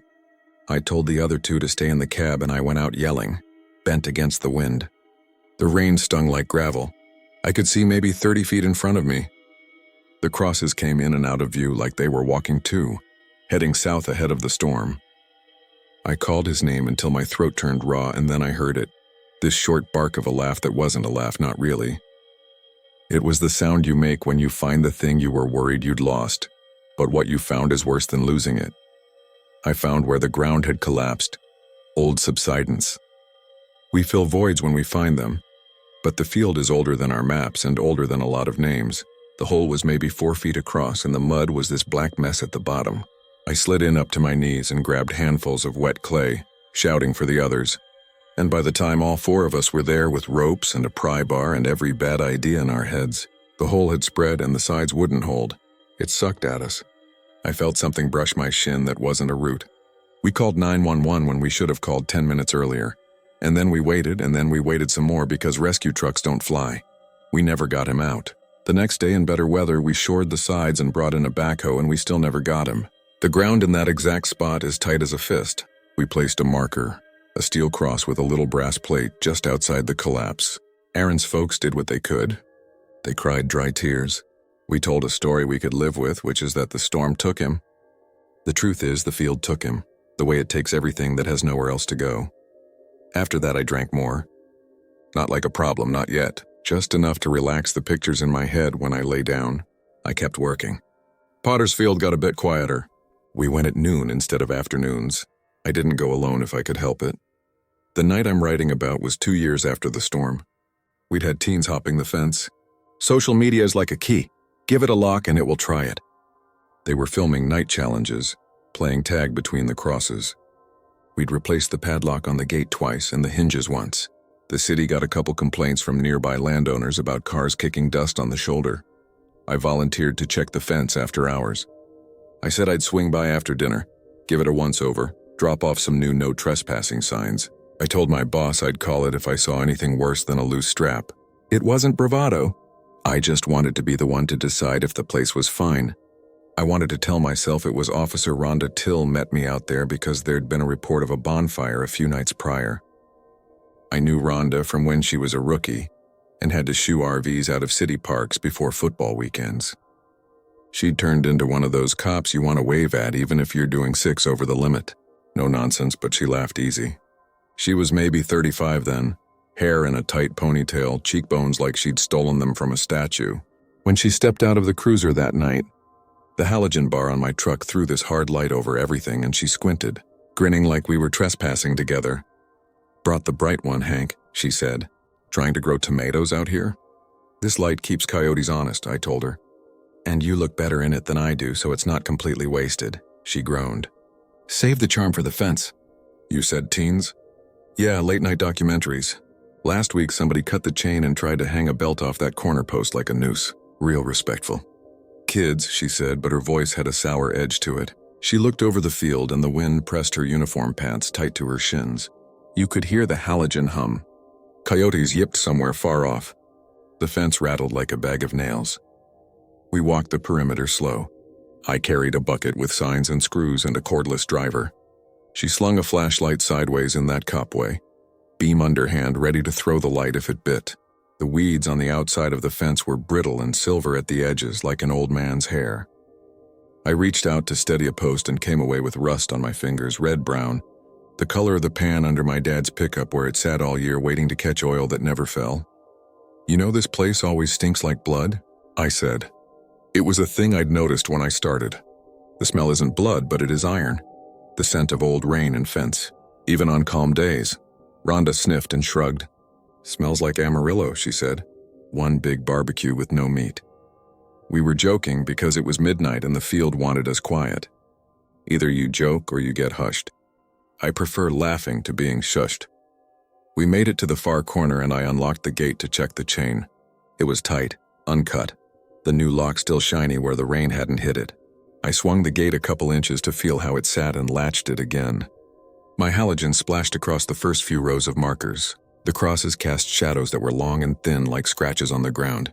The grass, or what passed for grass, lay flatter in certain places where the earth had hummed its way down around whoever was left beneath. "Looks good," I said. "Let's walk the path to the north line. If those kids found a way in, it'll be where the fence bows out over the creek bed. We can pop right back out without crossing too many." "Yeah, folks," Rhonda said. "You can call them folks." "Yeah," I said. "Folks." We stepped inside. I don't know why, but I always tiptoed. I've climbed fences into backyards full of German Shepherd and I never tiptoed there. At Potter's Field, you want to leave no wake. We took the gravel path we'd scraped between markers. It's not much, but it keeps your boots from sinking when the ground breathes. That's what my old boss used to call it. I aimed my flashlight ahead. The beam flickered, just a hiccup, and then came back full. Cheap batteries, I thought. I tapped the cap and it steadied. "Hey," Rhonda said. "Hold up." Her voice got thin on the last word. I turned and followed her beam. She was pointing at the dirt just off the path, near a marker with no name, just a number stamped crooked. Boot prints. Fresh. Clear enough that you could see the ripple of the sole. Size 9 or 10 maybe. The kind of print a guy leaves when he's not trying to step light. There were 4, 5, 6 prints. They started near the marker and walked in a line toward the gate. The dirt was soft from the wind earlier, top layer loose as flour. You could tell the prints hadn't been blown in. "Okay," I said. "So someone came through the gate." Rhonda swung her light the other way. No prints back toward the rows. Nothing leading the other direction. No parallel set like you'd expect if somebody came in and then went out. Just the one line like someone walked out from the middle and left. Maybe he walked in barefoot, I said. It sounded stupid as soon as my mouth made it. Or he fell out of the sky, Rhonda said. She smiled to tell me she was joking, but it didn't reach her eyes. "Let's follow them. If this is tonight or last night, maybe there's a cigarette butt by the fence. Something to give me an excuse to scare a kid's dad." We followed. It felt rude, like we were reading a note not meant for us. The prints crossed the path and then angled toward the north fence where the land dips. My flashlight hiccuped again, a longer flicker, like someone had pinched the wire. A cold crawled up my sleeves. I lifted the light and stared at my hand, expecting to see the battery cap loose, but it was snug. "Hear that?" Rhonda said. I didn't. I was listening to the hum of the halogen back at the truck and the hush of grass milling against itself. I shook my head. She tilted her head, like, "You know when someone's in the next room and they say your name?" Not loud, just enough to make you think you imagined it. "Your name?" I asked. She chewed her lip. "Yeah." I was about to wisecrack. I had a dozen jokes about admirers in the afterlife lined up, but the wind nudged the tall weeds and a thin, dry voice slid through like a ribbon getting pulled between your fingers. I couldn't make out words. It wasn't a whistle or a bird. It was close to a whisper. It sounded like the word till over and over, breath on a bottle, till, till, till, until my brain did the lazy thing and filled in the front. Rhonda till. "Wind," I said. "Fence slats. They vibrate. It makes a voice if you want it to." "Tell that to my spine," she said, and she half laughed, quick and eager, like if she convinced me she wasn't bothered, it would convince herself too. We walked a few more steps and the prints stopped. Not faded, stopped. The last one was deep at the toe, like whoever made it had leaned forward mid-stride. "Okay," Rhonda said. "Nope. Hang on," I said. I stepped forward and leaned down. The dust at the edge of the last print was crisp. I touched it with a fingertip and it sloughed like sugar. No crust, no damp. Nothing that would make a partial. The wind was on my neck and it was steady and it wasn't filling the print. That takes time even here. I looked back toward the gate. The halogen light pooled hot and bright around my truck. Beyond that, it was just night and more night. I tried to think of some physics that would make this fine. Somebody walked backwards for a while and laughed about it and then erased their steps with a branch. But dust forgives everything except being told what to do. Drag a branch and it leaves comb marks. There weren't any. "Let's go," Rhonda said. "This is dumb." "Fence?"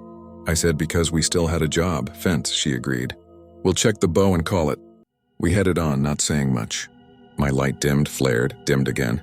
I shook it and it died all the way for a beat. Like something big had walked between us and the truck and swallowed it. And then it came back and I pretended that didn't happen.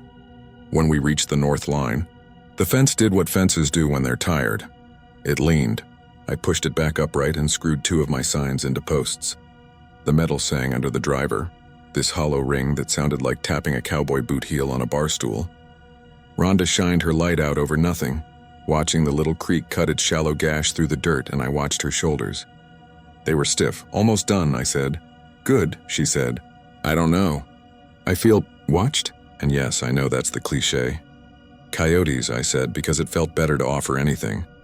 "Coyotes don't whisper my name," she said. We turned back toward the gate. I kept the signs between my arm and my side so they wouldn't rattle.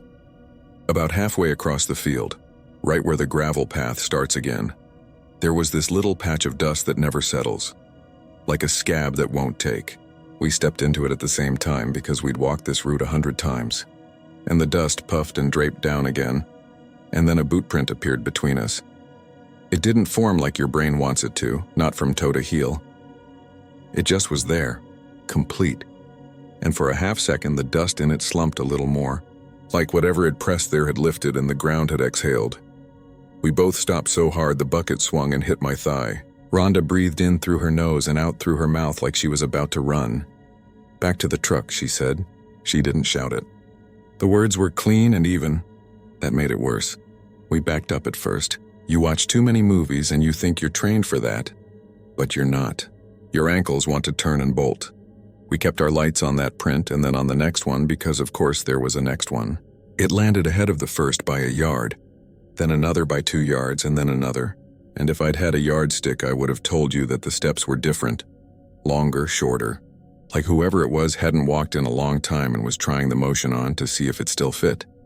We made it to the truck. The halogen sang. The cab light came on when I yanked the door. I threw the bucket in and Rhonda put one hand on my arm, not grabbing, just grounding us both. The wind tapered off like a hand leaving your shoulder. I don't do a lot of dramatic looks back, but I did that night because my body insisted that I know where the threat was falling from. The prints we'd watched started at that patch of dust, ticked forward a few paces and then veered to the right toward the south rows. Toward a cross with a brass plate my hands had bolted on. The line of prints marched straight to it. They stopped in perfect presentation, toes touching the cross's shadow. I didn't say his name. I don't say it out loud much anymore. It's not a magic trick. It just feels like there's a cost to it. The brass plate had the name and the date of the storm, and that was enough. I looked at Rhonda and she looked at me and we stood there waiting for the night to add a sound to match what we were seeing. Instead, my flashlight went out for good. "Keys," I said, and my voice came out small. We left. That's the truth. If you were hoping I'd tell you we walked back down there together like heroes and pressed our palms to that cross and asked some question that unlocked a door, I can't give you that. We got in the truck and drove back to the road with the halogen still on, and we sat in the pool of light and let our lungs argue with our hearts about whether we'd actually seen it. Rhonda radioed dispatch and said we'd checked the fence and it looked fine. She didn't mention the prints. I don't blame her. On the way out, she said, "You said you lost a guy in a storm." "Yeah." "That cross we saw." "Yeah." "You think She didn't finish. "I think the ground keeps its own books," I said. I don't know where that came from. It sounded smart in the cab, and then it sounded scary. And then it sounded like something you say when you realize you've been whistling past a place that has better ears than you do. I didn't sleep that night. I went out back and sat in my shed, the one with the folding chair and the good shovel, and I kept the light on. My yard is fenced. There's a little run of flagstone out the back door that my ex-wife used to water potted hibiscus on. The dust in this town is fine as thought. It gets on the stones even when it doesn't feel like wind. Around 3 in the morning, I saw a smudge of it near the steps, and I told myself that was nothing. It was. It was nothing. I went back to work the next morning and filed my report about the fence. I didn't write about the prints. I didn't tell the crew. I did start pouring whiskey into my coffee, not a lot. Just enough to smooth the edge off the idea that I might be called back out there after dark again. Rhonda stopped by the shop a few days later. She didn't ask me out for a drink. We're not that. She leaned on the doorframe of my office and said, "You doing okay?" "Fine," I said. "You need anything?" "Nope." She nodded and knocked the frame twice with her knuckles and left. Sometimes the best thing someone can do for you is show up and then leave. I quit the city the next spring. I told my boss it was time, that I wanted to fish more and see if my grandkid could be bribed into visiting with the promise of a dirt bike. The real reason is, I got tired of avoiding that road at night. I got tired of the way the halogen hum lived in my head like a bug you can't find.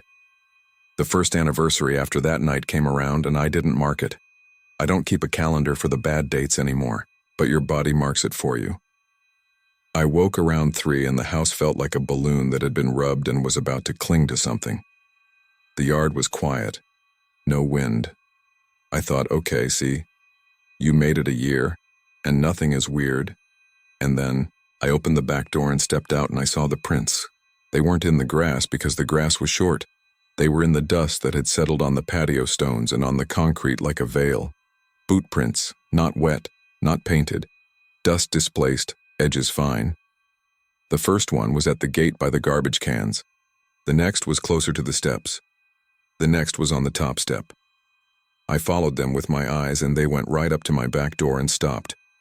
No return path. No smears like someone had wiped their feet and gone inside. Just a line drawn from the street to my threshold. I didn't wake the neighbors, I didn't call Rhonda. I stood there with the door open and I tested the air for anything besides old air. There wasn't anything. There was a quiet that had weight to it. The prints stayed until the wind took them the next day.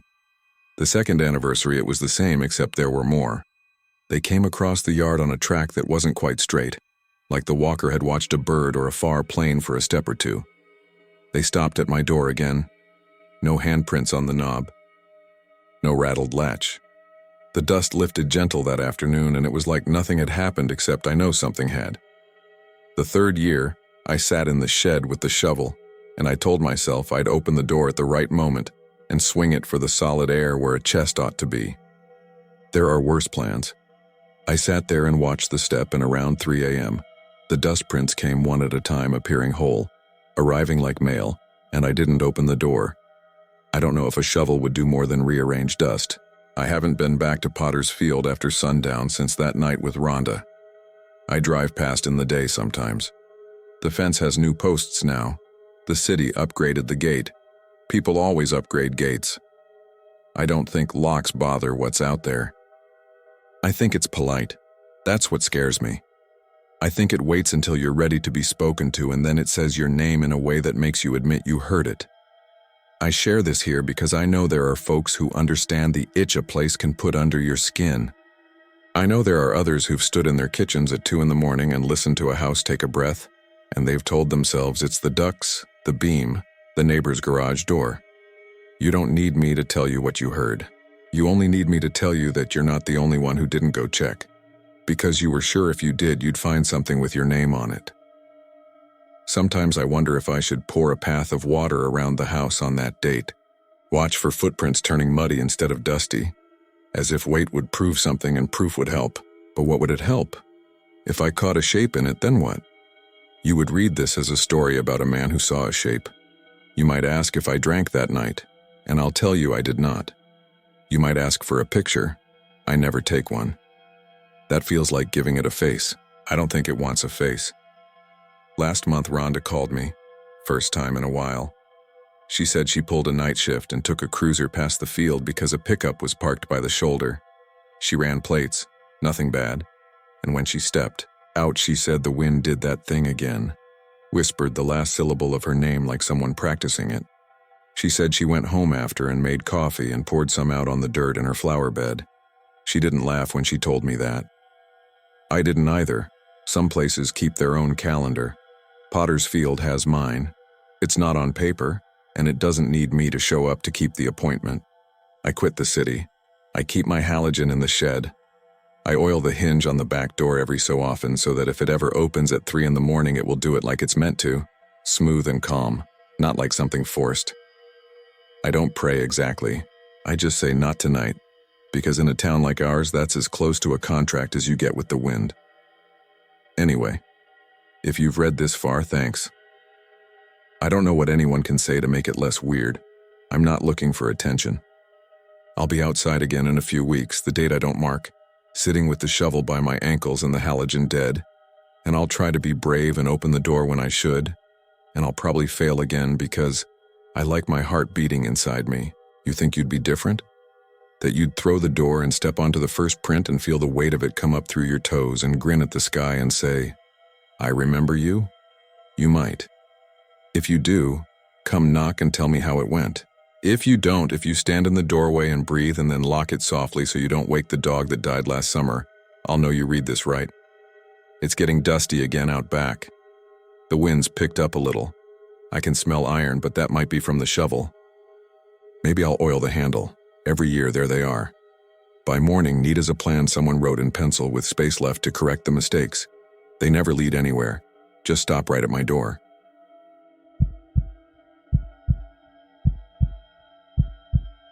My name is Calvin Turner, but everyone who's known me more than a week calls me Cal. I'm 31, and at the time this happened, I was clawing through the last big piece of a history master's program that had already eaten 3 summers and most of my social life. My thesis was supposed to be about micro-migrations and forgotten communities across the Ozark borderlands, which is a fancy way of saying I drove around to places no one thinks about anymore, asked the oldest people I could find what they remembered, and photographed what time and weather were doing to the stones that proved those places existed. I like that last part. Limestone goes soft in Missouri heat, and the names slide off it like soap. There's a story in that if you know how to look. I wasn't supposed to do the limestone plot alone. My girlfriend Ellen came along because I'd promised we'd treat it like a road trip. She's 27, smarter than me in practical ways, and tired of pretending my obsession is charming. We packed a cooler, playlists, and one of those car phone holders she said would keep me from killing us on a gravel road. She brought a paperback she never got to open because I always found another place I just needed a few shots of. We hit the cemetery on a Sunday afternoon in late July, when the air felt like a wet towel you couldn't get off your face. The place sat behind a brick schoolhouse built in the 1920s and abandoned sometime in the 70s when the county consolidated. You could tell all that just by the windows. Tall with that Art Deco arch at the top, smashed in a pattern kids had perfected, and sunflowers growing out of the dark behind them. The gravel turnoff had half a sign left, Oak G, shh, and a piece of hand-painted plywood wired below it. Cemetery. Someone had spray-painted an arrow pointing down a path. The cemetery itself was the size of a baseball field, if you counted the brush along the fence line. The grass came up to Ellen's shins and her shoes were wrong for it. Bees were working the wild mint like they were late for something. The air smelled green and sweet and a little rotten where a limb had come down and torn bark. And every time the breeze pushed the grass, the whole field looked like it wanted to lie down and sleep. Limestone markers leaned at the angle of people past 70. Some had names softened to chalk smudges. Some had dates the rain had hung onto like scraps of a torn letter. 1879, 1901. On a few, you could still make out symbols, doves, clasped hands. But most were just pale, rounded things returning to the dust they were carved out of. Haunted? Ellen said in that voice that says she's humoring me. Or just sad? I looked through the camera. Honest, I said. Honest is better than haunted. I meant it. When you spend time with these forgotten places, you get protective. People turn them into Halloween props, and I hate that. The real thing isn't jump scares. It's the way a name slips. It's the way families stop visiting. It's a mown path getting narrower each year until even the mower forgets where to go. I started working. My method is slow. Wide shots of the plot itself, then close-ups of markers that still had something to say, then the ones that were almost gone because the almost tells a story too.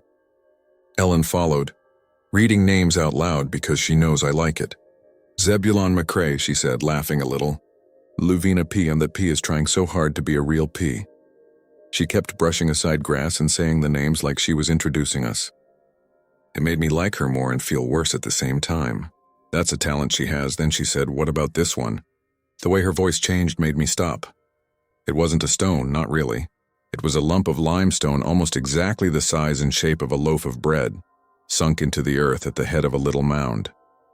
No inscription, no symbol, just that pale hump and a small toy car resting on top of it. The car was one of those cheap die-cast ones from the 80s or 90s, boxy with chipped red paint and a black base where the wheels were. The kind a kid would shove along a windowsill. Marker got replaced by a field stone, I said. Happened a lot when families ran out of money. Or the original just dissolved. Ellen leaned in, balanced on her heels. No name, though? Why bother marking it at all? So you don't forget where to talk, I said without thinking. Sometimes words like that slip out and I hear how they sound only after. She looked at me like she'd been considering a joke and changed her mind. We laughed a little, because that's what you do. And I took pictures of the lump because the absence of a name is as much a fact as anything else. Ellen flicked a beetle off the toy roof and then wiped her fingers against her jeans in a way that was careful and quick. I took a few more shots, and when I looked up, she had that thing she gets, a thin line in her forehead as if she's trying to catch a thought that keeps slipping away. We finished. Bees kept humming. The sun kept pressing down. By the time we got back to the car, we were salt at the edges. Ellen slammed her door and then immediately apologized like the door had a feeling. I dumped memory cards into a little hard drive, marked the Field Notes app with the cemetery name and GPS, and we rattled back to the road in a cloud of dust that tasted like pennies. I wouldn't remember the toy car again until the next day. That's probably to my shame. We'd booked a room at a motel off the highway with a plastic-lit vacancy sign and a pool half full of leaves. The lady at the desk had a paperback with a tanning bed romance cover, and the kind of friendliness I always think is real until I hear the same sentence 3 times. We ate grocery store chicken in the room and watched a game show where the prize trips were always a romantic getaway to Branson. The AC rattled but kept us alive.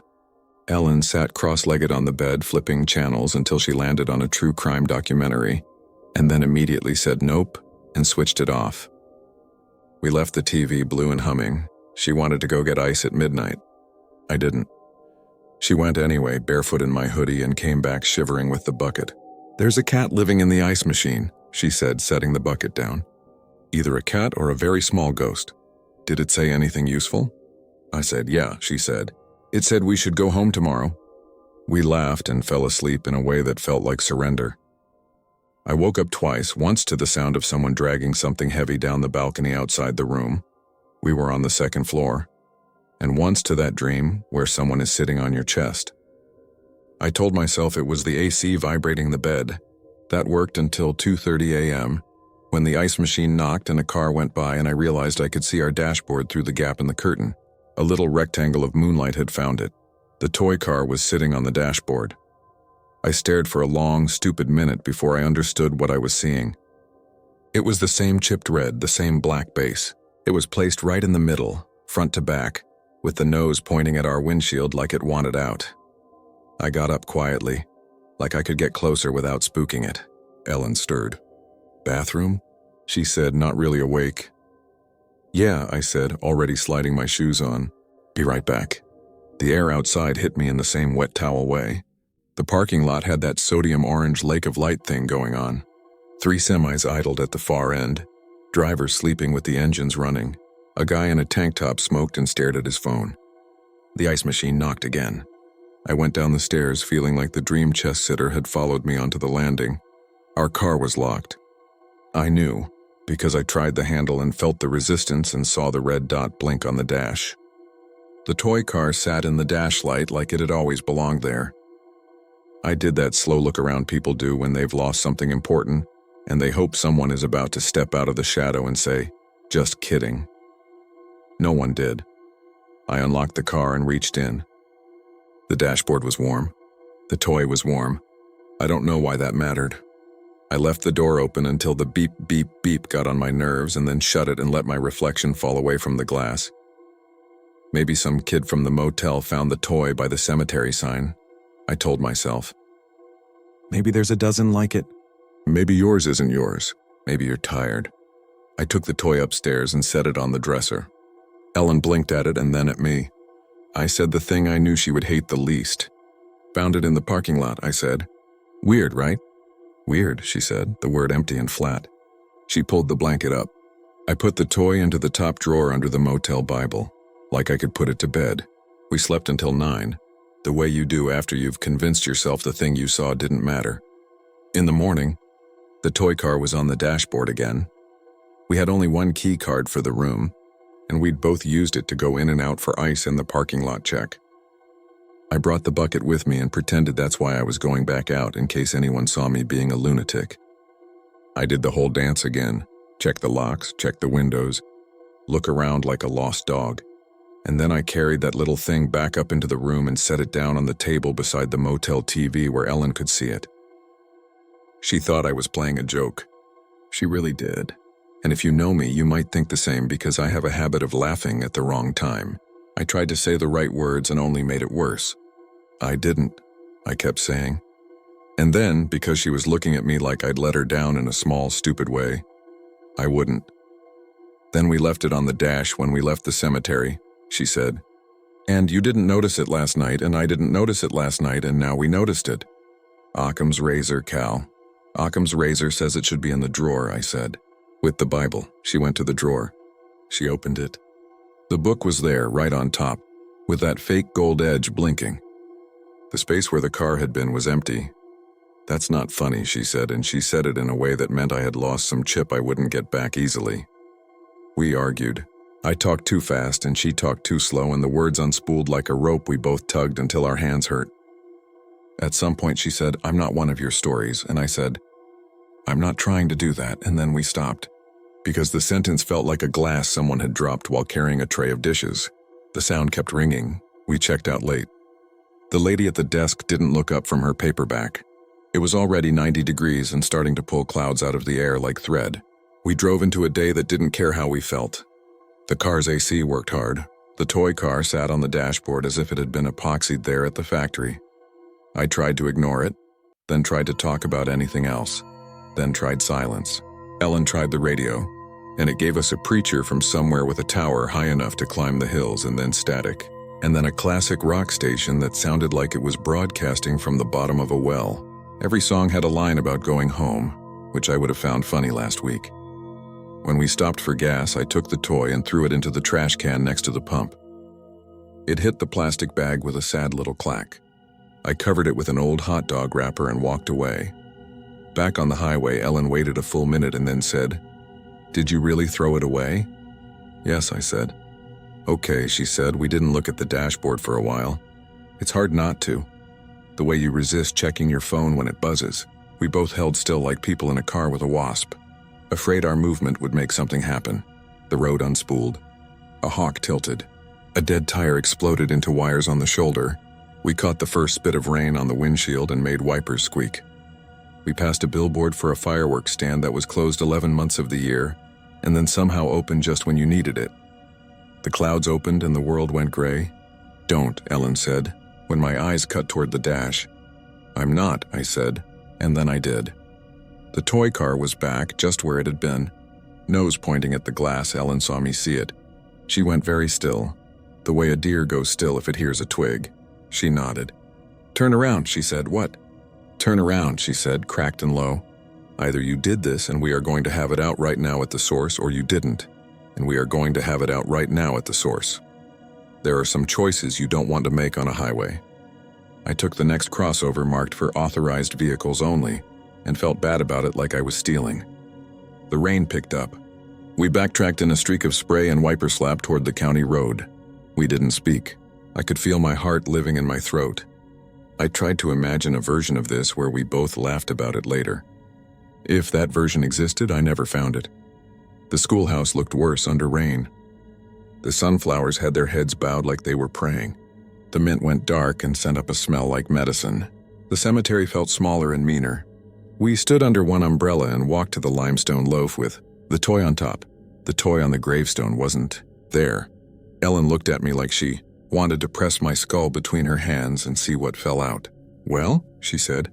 But the word blurred because the rain was doing another thing, not just falling.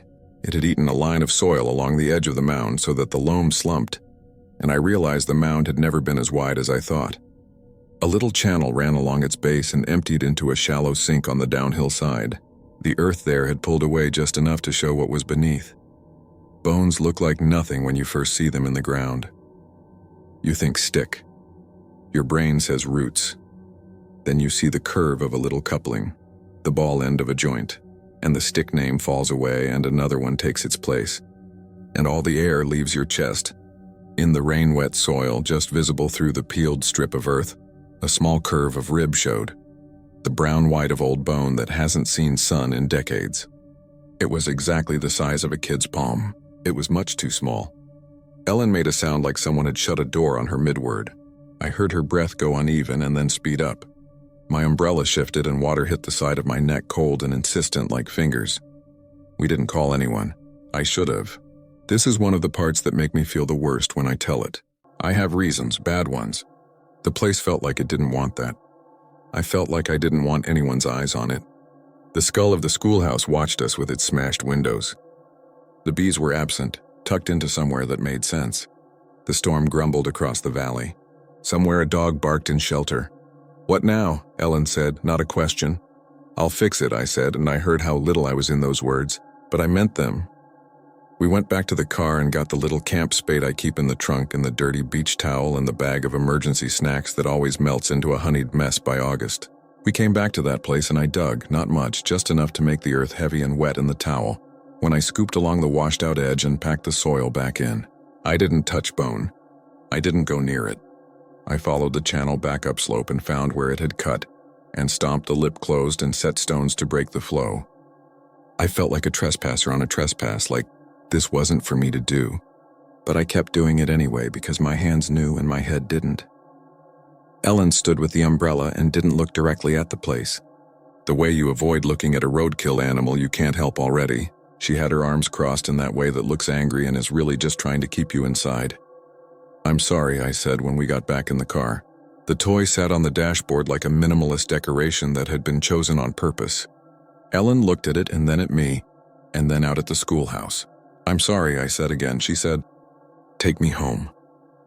We didn't speak on the way back to the highway except once, when she asked if the tires were low and I said no and then checked anyway. Because checking is what you do on days when trust is a smaller thing than it had been. The rain pinned us to the road with a straight white noise and Goodyear hiss. We passed the sign again and the fireworks stand and the dead tire wires and the hawk, who had sensibly found a fence post. The toy car didn't move. I noticed I could hear it even over the rain, the faintest plastic rattle like the wheels didn't quite fit their pins. Every bump made it whisper. Back at the motel, we got our overnight bags and the charger we always leave plugged in. We said quick, careful things to each other and then we drove north. We didn't stay another night. The AC blew hard enough to make my eyes dry, and Ellen turned away and watched the slip of the world in the side mirror.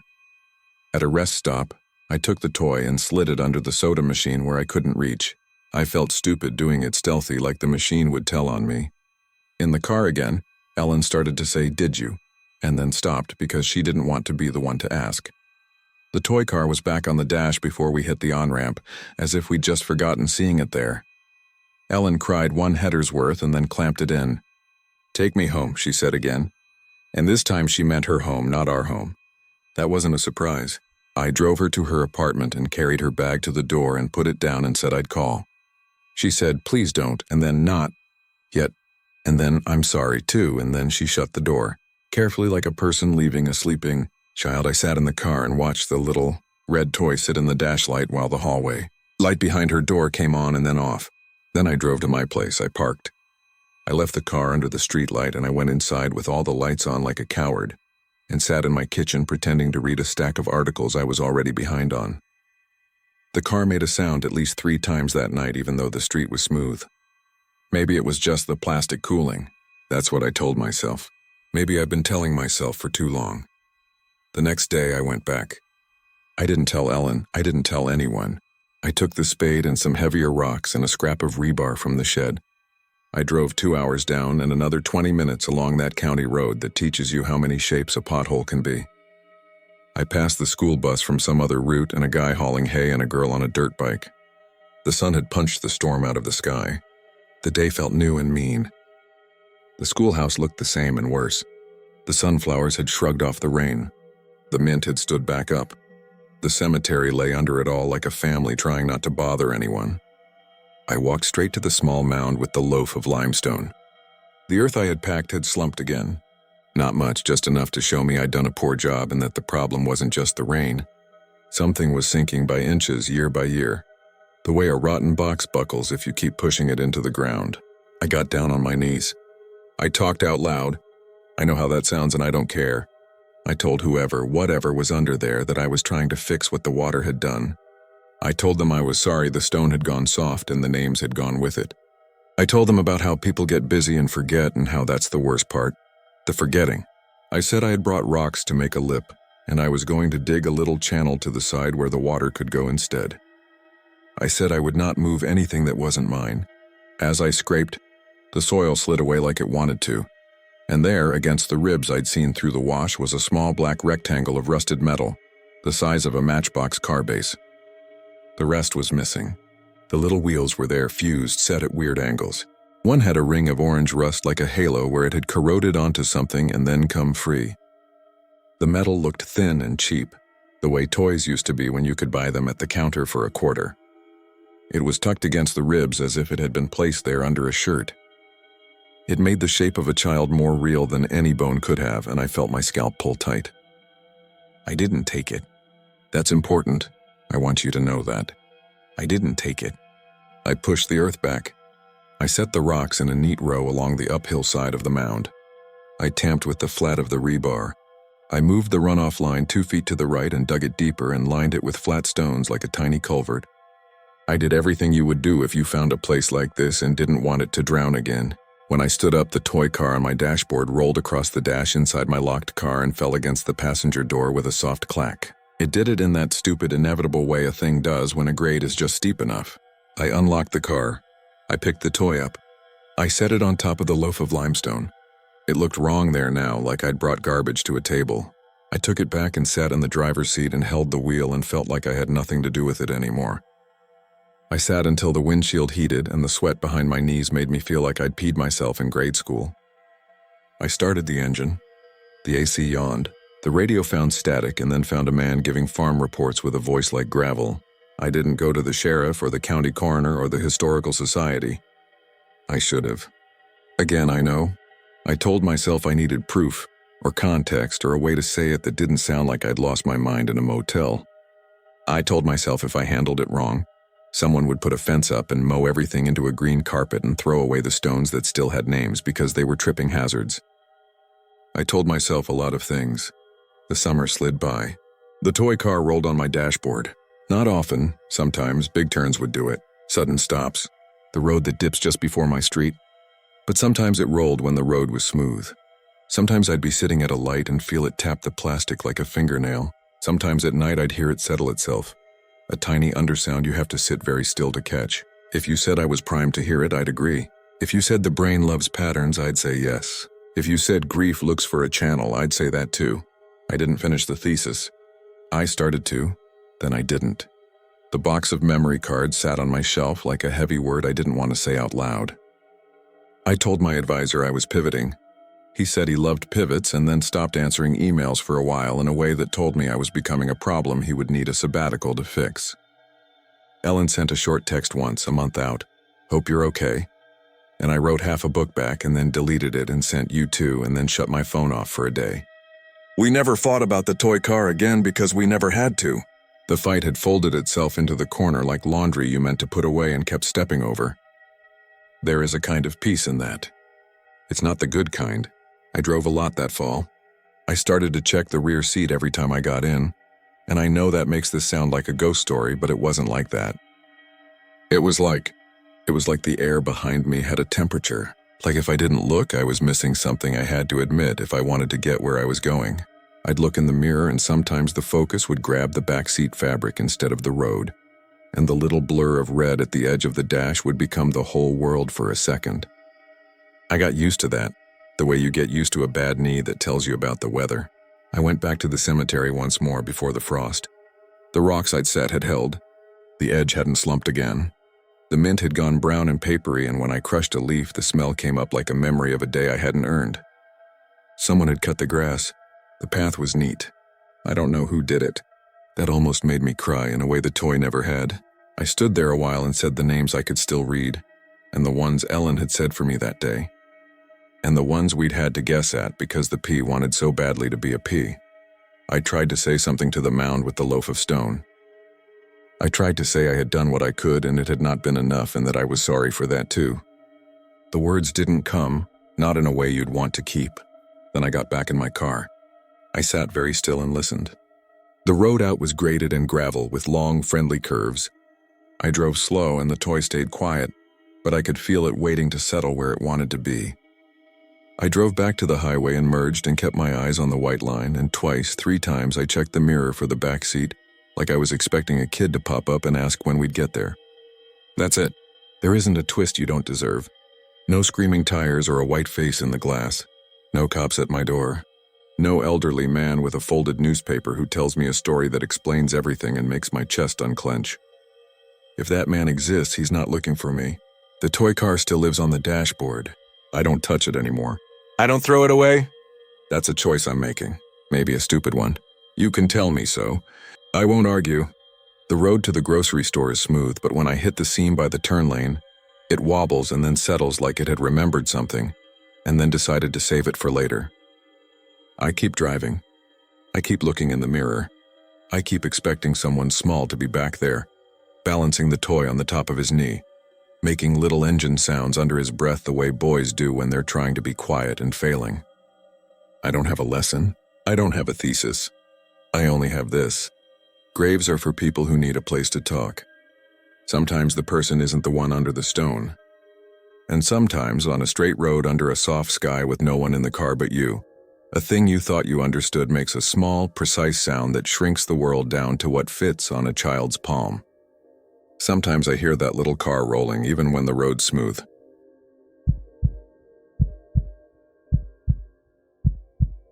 I don't usually tell stories like this out loud. When I do, I keep my voice low and try not to sound dramatic because I know how it sounds. I'm a traveling nurse. I've done night shifts in buildings where every monitor had a mind of its own, and I've been in houses where grief presses on the ceiling like a storm. I'm not jumpy. You can't be.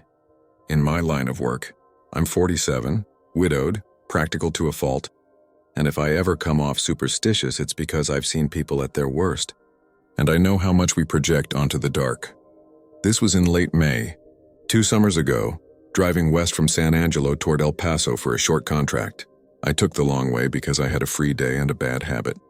When I'm alone, I stop for old graveyards. I photograph headstones for a heritage blog. Nothing fancy, just dates, names, a little historical context. It started as a way to preserve things that would get swallowed by the scrub and wind. It became how I talked to people when I didn't have anyone to talk to. West Texas changes slowly if you're watching it through a windshield, but when you pull over and get out, it hits you at once. The brightness, the flatness, the way the horizon eats noise. The land around Fort Stockton is like somebody poured white paint on the world and stretched it with a straight edge. Salt flats. You can taste the air, tang and iron, penny on the tongue. I remember swallowing twice and thinking, I should drink more water. I'd topped off in town. The guy at the gas station, older, with a Permian Basin cap and the kind eyes of someone who has outlasted a lot, pointed me toward what he called the Spanish cemetery, then corrected himself. No, sorry, the pioneer one. You'll see a chain-link fence, couple of mesquite. Not much there, ma'am, but folks still visit every now and then. He said visit like it was a verb with capitals. I smiled to be polite. He asked if I was traveling alone, and I said yes, before remembering you're not supposed to say that. 2 teenagers picked out Gatorades and stared at me like I might be their future. There was a state trooper in the corner writing something in a notebook. He didn't look up. I wasn't worried. I left town with a paper cup of coffee and a bag of ice pressed to my wrist, because the AC in my car has a quirk and decides to work when it feels like being generous. The road out there runs straight into nothing with long, shallow rises where the heat lifts up the distance and makes a mirage out of what's actually there. I found the cemetery because a blank place felt different than the blank places around it. That's how I'd describe it. The fence was newer chain link tied to old posts leaning like exhausted men. Inside, a scatter of low headstones, some fieldstones with hand-cut dates, 1 or 2 modern markers, and a rectangle of ground the wind had skinned clear. The white salt wasn't powder. It was crust. It broke under my boot like thin ice. The sound was nice, actually. Crick, crick as I walked. Okay, I remember saying out loud because when I'm alone I talk to my husband, Hoyt. He's been gone 5 years. Lung cancer. We never had kids. If I tell this story to anyone, I can hear him ask from wherever he ended up. You gonna tell them the truth? And I say I am. I will. I parked off the road as far into the gravel as I could without getting stuck, turned off the engine and sat with my hand on the keys for a second, letting the silence make itself known. It had a weight to it like being under a too heavy blanket. I could hear the tick of the engine cooling, the blood in my ears. No bugs, no birds, no wind. When I opened the door, the heat got in like a hand and pressed me down. I carry a small pack for these stops. Camera, phone, water, notebook, sun hat. I set the hat on my head and laughed because the wind that bullied me in San Angelo was nowhere out here. My straw brim stayed obedient and flat. The flats were so white that if you stared too long, your vision hummed. Be quick, I told myself. I took the first few shots like I always do, wide of the layout, then methodical row by row, markers with legible writing first. then the ones that needed a second angle to coax the letters out of the stone. The oldest marker was a field stone with patience on it, as if it were telling me to have some. The newest was from 2001, which surprised me. This wasn't an active place. There were an even dozen decorated with old silk flowers bleached to the color of ghosts. Whoever put them there had done it a long time ago. Around the edges of the cemetery, the salt crust gave way to patches of powder fine as flour. My boots left clean prints in it. I took a picture of one of my own prints because I liked the way it looked. The impression had blade-sharp edges and showed the little rocks that were hidden by the powder. There's something satisfying about proving you were somewhere. Maybe 10 minutes in, I heard a child laugh. It was faint, like hearing a TV in a house down the block. One little burst, breathy and quick. And it didn't float in on wind or echo off anything. It was just there. I stopped and reached for my phone by reflex to check if I'd left a podcast running or something dumb, even though I knew I hadn't. I don't listen to anything when I'm working. I like the quiet, even when the quiet feels pointed. On my lock screen above the time was a thumbnail of a new photo. My phone sometimes pops the last photo up there because it thinks it's helpful. Only this one wasn't the last thing I took. I hadn't taken it at all, I tapped it. The picture opened, it was me. The angle was straight on, like a stranger had asked me to turn and smile. I wasn't smiling. I was standing beside a grave I hadn't gotten to yet, one without a headstone, just a low rectangle of dirt freshly mounded. In the photo, the dirt was dark like coffee grounds. My hand was lifted slightly, like I'd been mid-gesture. I know the way I stand, it was me. Behind my shoulder, the line where the sky met the white land was perfectly level. I turned and scanned the cemetery. Nothing. Just the fence, the mesquite doing their best deer impressions, the wide world in my little car. The air, which had been thick, went syrupy. I licked my lips. They tasted like I'd been chewing on coins. "This is a bug," I said out loud. "Just a phone thing." I deleted the picture. I'm not squeamish. I'm also not stupid, so I pulled up my camera roll and checked the timestamps. All of my cemetery photos were there in order, with one gap where the phantom had been. I took a breath, told myself stories. Maybe my camera glitched. Maybe my thumb did something in my pocket. Maybe. I kept working. I purposefully did not go to the spot from the picture. I went to the opposite corner and focused on a marker for an infant. No dates, just loved. I knelt and took 3 angles, the third with the horizon in frame because flat lines calm me. My screen showed a black flash. When it cleared, a new photo had inserted itself at the top of my camera roll. Same composition, same me, different grave. Fresh dirt. Me not smiling. Me maybe frowning. This time, the brim of my hat cut a shadow across my face. I didn't feel any shade when the picture would have been taken. The sun had been unrelenting since I got out of the car. I said Hoyt's name. It came out of me like a cough. "Hoyt?" I said again, quieter, like if I said it soft, my voice wouldn't carry as far. I backed away without realizing I was moving. My foot found the crust instead of the powder, and that crisp crick lifted the hairs on the back of my neck. I deleted that one too. This time I turned the phone off and on. When it came back, there were both photos again. I deleted them, powered down, and tucked the phone into my back pocket as if turning away from the problem might keep me from making more of it. I stood still so long that when I finally shifted, my knees told me about it. I checked the road. Nothing. I listened for that laugh. The silence had texture now. The same way an empty room feels different if you know someone was in it. It felt like the quiet out there had to push to fit around something. I told myself I was being ridiculous. I went to work faster, comforting myself with familiar motions. Snap, lean, snap, record the names. I whispered a few of them out loud, which is a thing I do, even if it's weird. Speaking a name gentle is a way of respecting it. Patience, I said, gentler now. Loved. I had made a good circle when I noticed one of the square powder patches had new marks in it. Not my boot tread, smaller. Bare feet, maybe? The prints weren't crisp like mine, more like the edges had been licked, rounded. They ran from a break in the fence straight to where I stood, then veered behind my car. The rational thing would have been to be alarmed because a kid had wandered onto the flats. The irrational thing was that I knew in a place just past my last rational one that nobody had walked in that powder while I was there. I hadn't taken my eyes off the cemetery more than a handful of seconds at a time. I would have seen someone. I would have heard the fence rattle. I walked to my car because that's what the prince told me to do. I don't like being told. It made me mad at myself.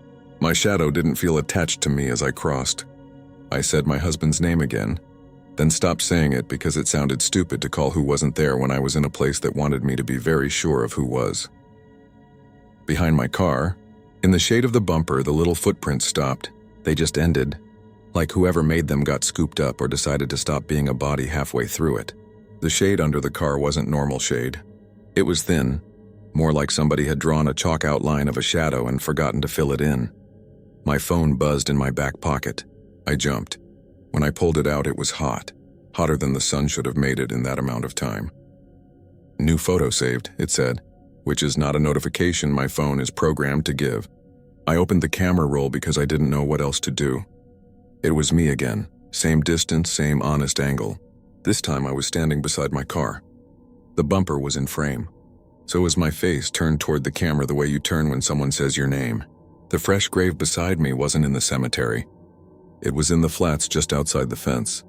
New dirt in a rectangle, soil damp and dark against the white salt crust.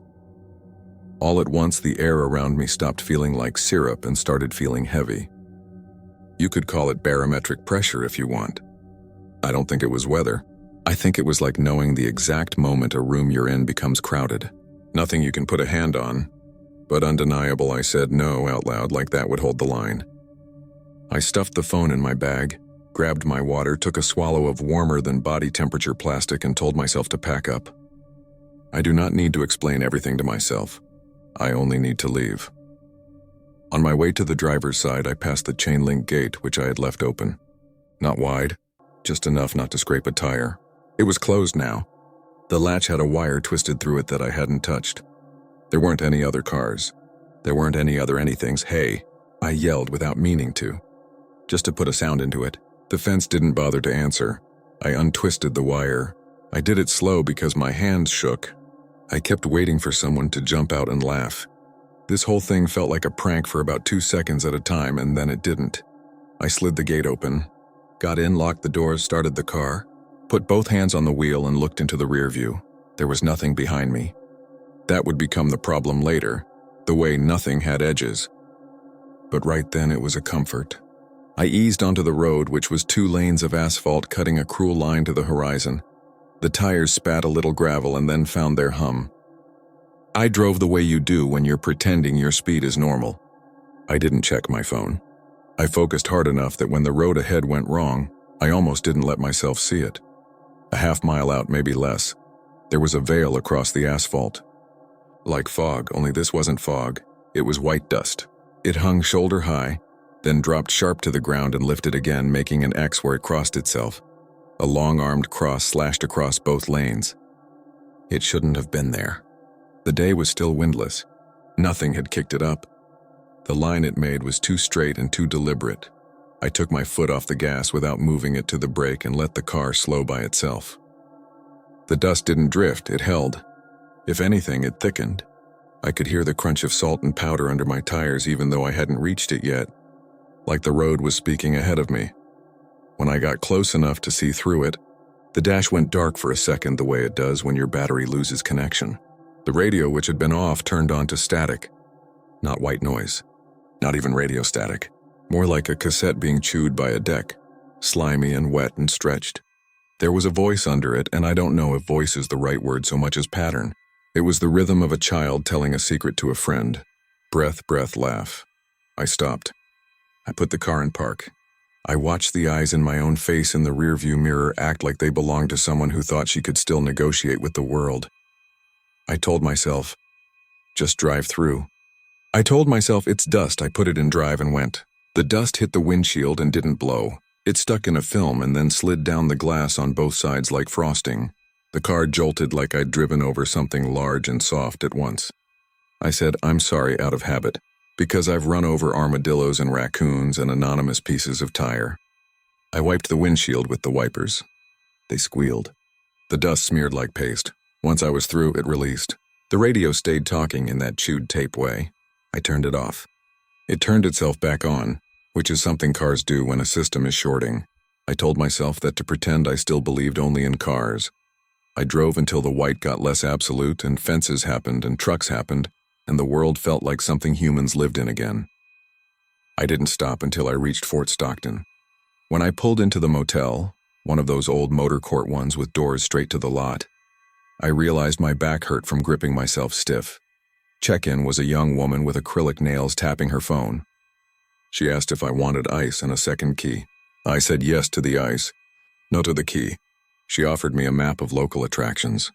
In the lobby, there was a framed postcard of the world's largest Roadrunner sculpture, which I'd seen once and not needed to see again. In my room, I put the AC as low as it would go and stood under the vent.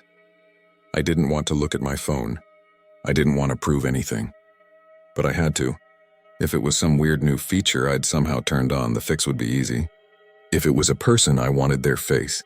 If it was neither, I didn't have a word prepared. I opened the photos. Every shot from the cemetery had a shadow behind my shoulder. Not a human shape, not a man in a hat, not a looming thing with claws.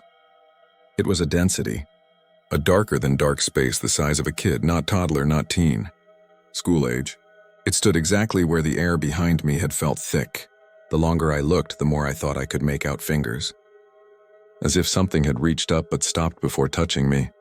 The fresh grave photos were all there too, like I hadn't deleted anything. There were 8. In each, the grave was in a different place relative to me. Sometimes near the fence, sometimes under that mesquite. Sometimes to my left, once almost under my feet. The newest one, the one by my car, had something else in it I didn't catch at first. A smear along the bumper. As if a hand had dragged through powder and left an outline that powder could keep. 4 fingers and a thumb. I sat on the edge of the bed and waited for panic to rise. It didn't. I felt like I do on the 4th 12-hour shift in a row, like my emotions had gone on break without telling me when they'd be back. I tried practical things. I checked the file's metadata. The timestamps were precise and wrong. Some were time-stamped in the minute I'd taken them. Others were tagged for times I know I was driving.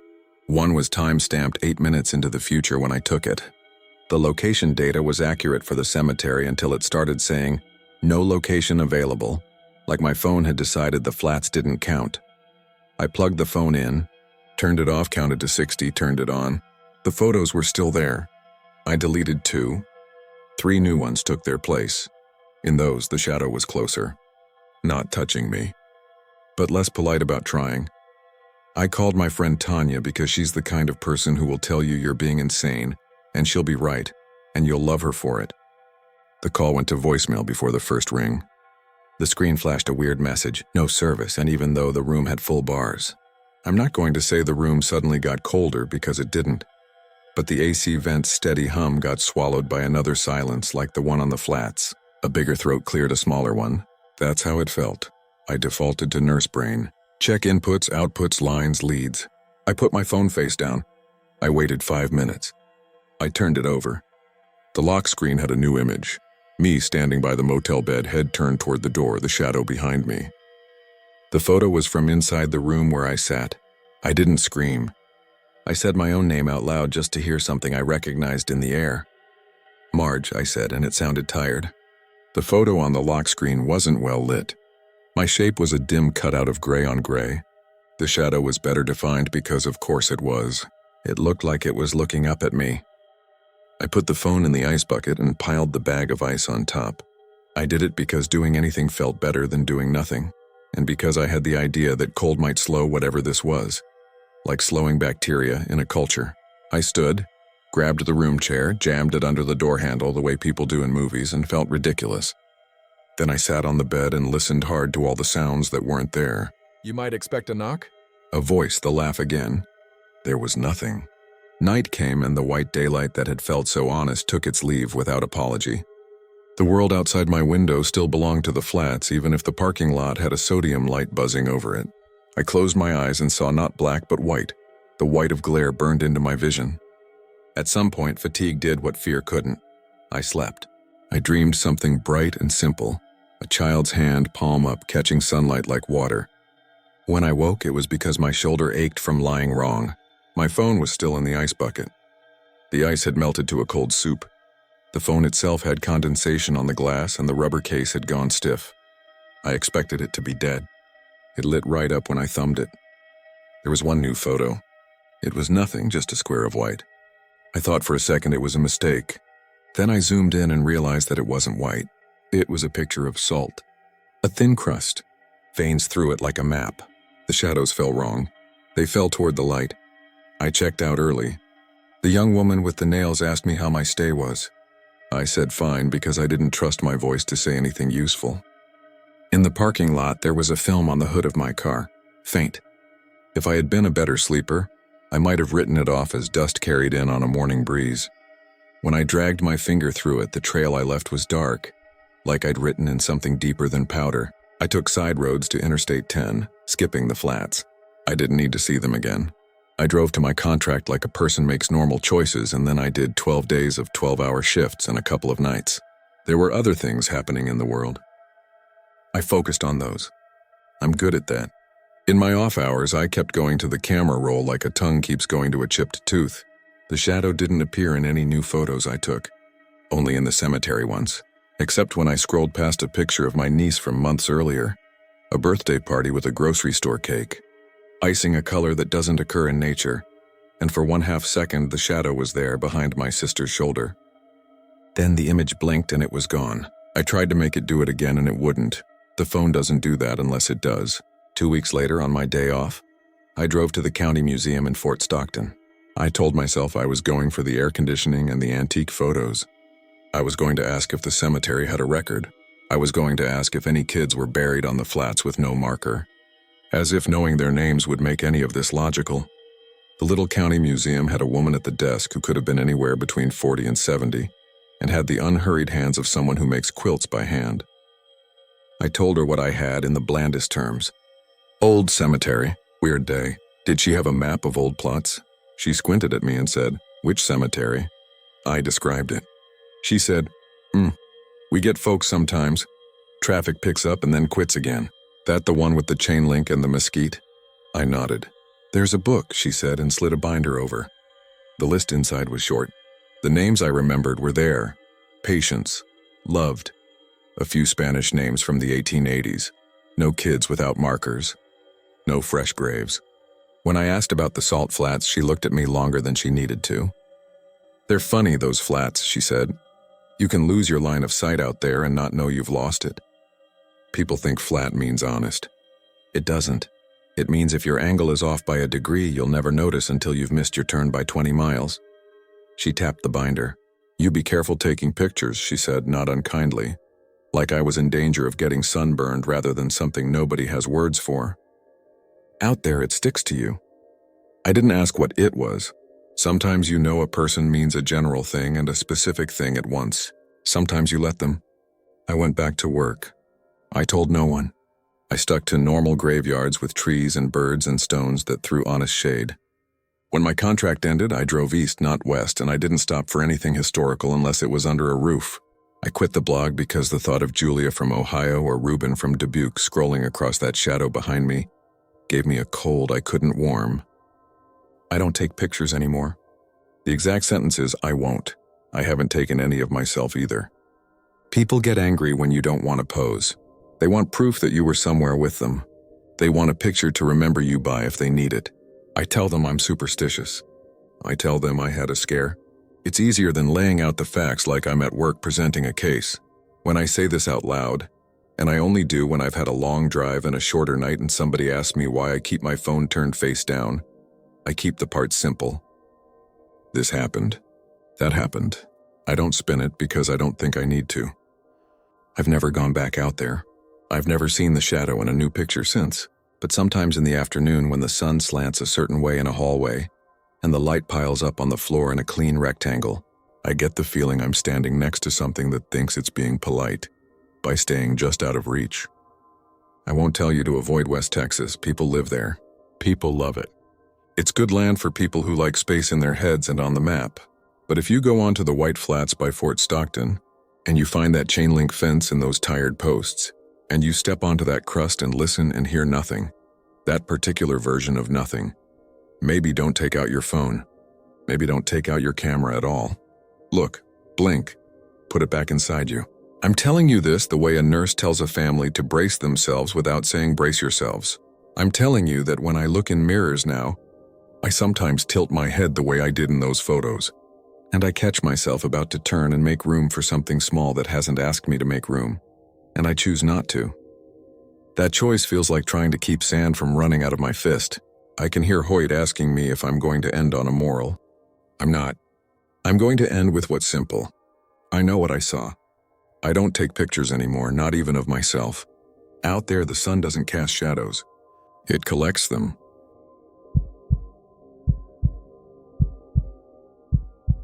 My name's Roy Chandler. I'm 64 and the calendar says I'm retired. But my body still wakes at 5 like there's a bell hidden somewhere that only old firemen can hear. I live alone now in a cinder block bungalow on the north side of Blackwell, Oklahoma, a mile and a half from the Kansas line. Winters up here can feel like a lid tightened onto a cold jar. The snow stacks up along the fence lines and gets crusted over with ice, and the pines out by the wheat fields groan when the wind shifts. The air tastes like someone put out a wood stove with water. That smell, cold ash, sits in your nose all day. If you need to know anything about me, it's this. I was a fireman for 39 years. I did all right by people, or tried to. There was one call I didn't do right by, and I have carried it like a hot coal in a closed fist ever since. A kid, house fire. I don't tell that story in detail anymore. It turns people's faces into the kind of mirror you don't want to look into. They say I've got mild dementia. Some days I set my coffee down and forget about it until 3 in the afternoon. Or I drive to the feed store when I meant to go to the pharmacy. Most days I'm fine. On the worst days, though, it feels like my mind slips forward a half step, like I'm walking on black ice. I can see where I'm going, but the ground is moving under me. This past winter, early January, I took it into my head to visit my old pastor's grave one last time before the property got sold off. The churchyard is about 20 minutes north of town, a little wooden church with a bell that stopped ringing before I was born. The cemetery behind it is small, maybe 50 plots, bounded by 2 lines of thick pines and a wire fence that catches tumbleweeds in the summer and drifts of snow in the winter. Pastor Harlan baptized me in a metal stock tank out behind that church. He was the only man I've ever seen talk to God like he was standing right there, then wipe his hands on his pants and go fix a carburetor. He died 10 years back. His wife kept the church going on weddings and potlucks for a while. But the roof went soft, the paint peeled, and people started driving to town for services. Mrs. Doolin, the caretaker, still keeps the cemetery neat. She's in her mid-70s now, all elbows and brisk steps. One of those women who can carry 2 shovels and a rake in one hand and make it look like knitting needles. I've always liked her. She reminds me of my mother, the way she calls a spade and then hands you the spade. The day I went out there, snow fell steady, quiet as a stray dog. The flakes were the small, dry kind, more like sifted flour than feathers. I shoveled out the end of my narrow driveway and warmed my old F-150 until the frost lines pulled back from the windshield. The thermometer on the dash read 18. I packed a thermos of coffee and an old push broom to clear the headstones, and I drove north until the radio ran out and left me with the hiss under the hiss. Out by the church, the gravel lot was unplowed, but my tires packed a lane quick enough. The church itself leaned a little more than it had last spring. The bell tower slouched like a tired man with one hand on a doorframe. The windows were crusted white. I could hear under the wind the far hum of highway trucks a couple miles off. That sounds like a moth against a screen door from that distance. Constant. So small you'd miss it unless you were alone. I parked facing the cemetery and cut the engine. The quiet came down like a curtain. When I opened my door, flakes pitched in and melted on my jeans. I stood there for a minute and watched the pines sway. They crackle when the wind pushes them, not like dry twigs, but with a long, low groan that sounds if you let it, like someone thinking out loud. I saw tire tracks and footprints leading toward the church stoop. Mrs. Doolin comes out most days. Sure enough, the side door banged open and she stepped out, bundled in a brown coat that looked older than me. She had a knitted hat with a green pom-pom mashed down over her gray hair. Roy Chandler. "You picked a day, didn't you?" she called, stepping true, long legs high up through the powder. "Couldn't stay inside," I said, lifting the broom like an explanation. "Figured I'd say hello to folks." She nodded at the cemetery. "They'll be glad for company. Your pastor's over by the pines, second row. You remember, the plow won't make it out here until tomorrow, if then. Watch your step." Ground's hard as God's table. You keeping warm? She snorted. Warm enough? I'll be in the office. There's a space heater and some coffee if you decide you're not as tough as I think. I brought my own, I said, then added, thank you. Though, because my mother, gone 20 years, still flinches in my head when I forget my manners. She gave me that sharp, soft look she hands out like bread to stupid men. Tell him I said hi. Pastor Harlan. He married me and Sean in that church back when the paint was white. I will, I said. I went on into the cemetery. The snow came up to mid-shin, dry enough to squeak under my boots. I brushed the first stones I saw, names I didn't know, and said hello to them anyway. It's a habit I picked up when I started visiting my wife, Helen. If they mattered enough once for someone to carve their names into stone, the least I can do is speak them. It makes the place feel less like a warehouse. Pastor Harlan's stone is plain gray with husband, father, shepherd on it. I brushed the letters clean and stood there, leaning on the broom handle like a cane.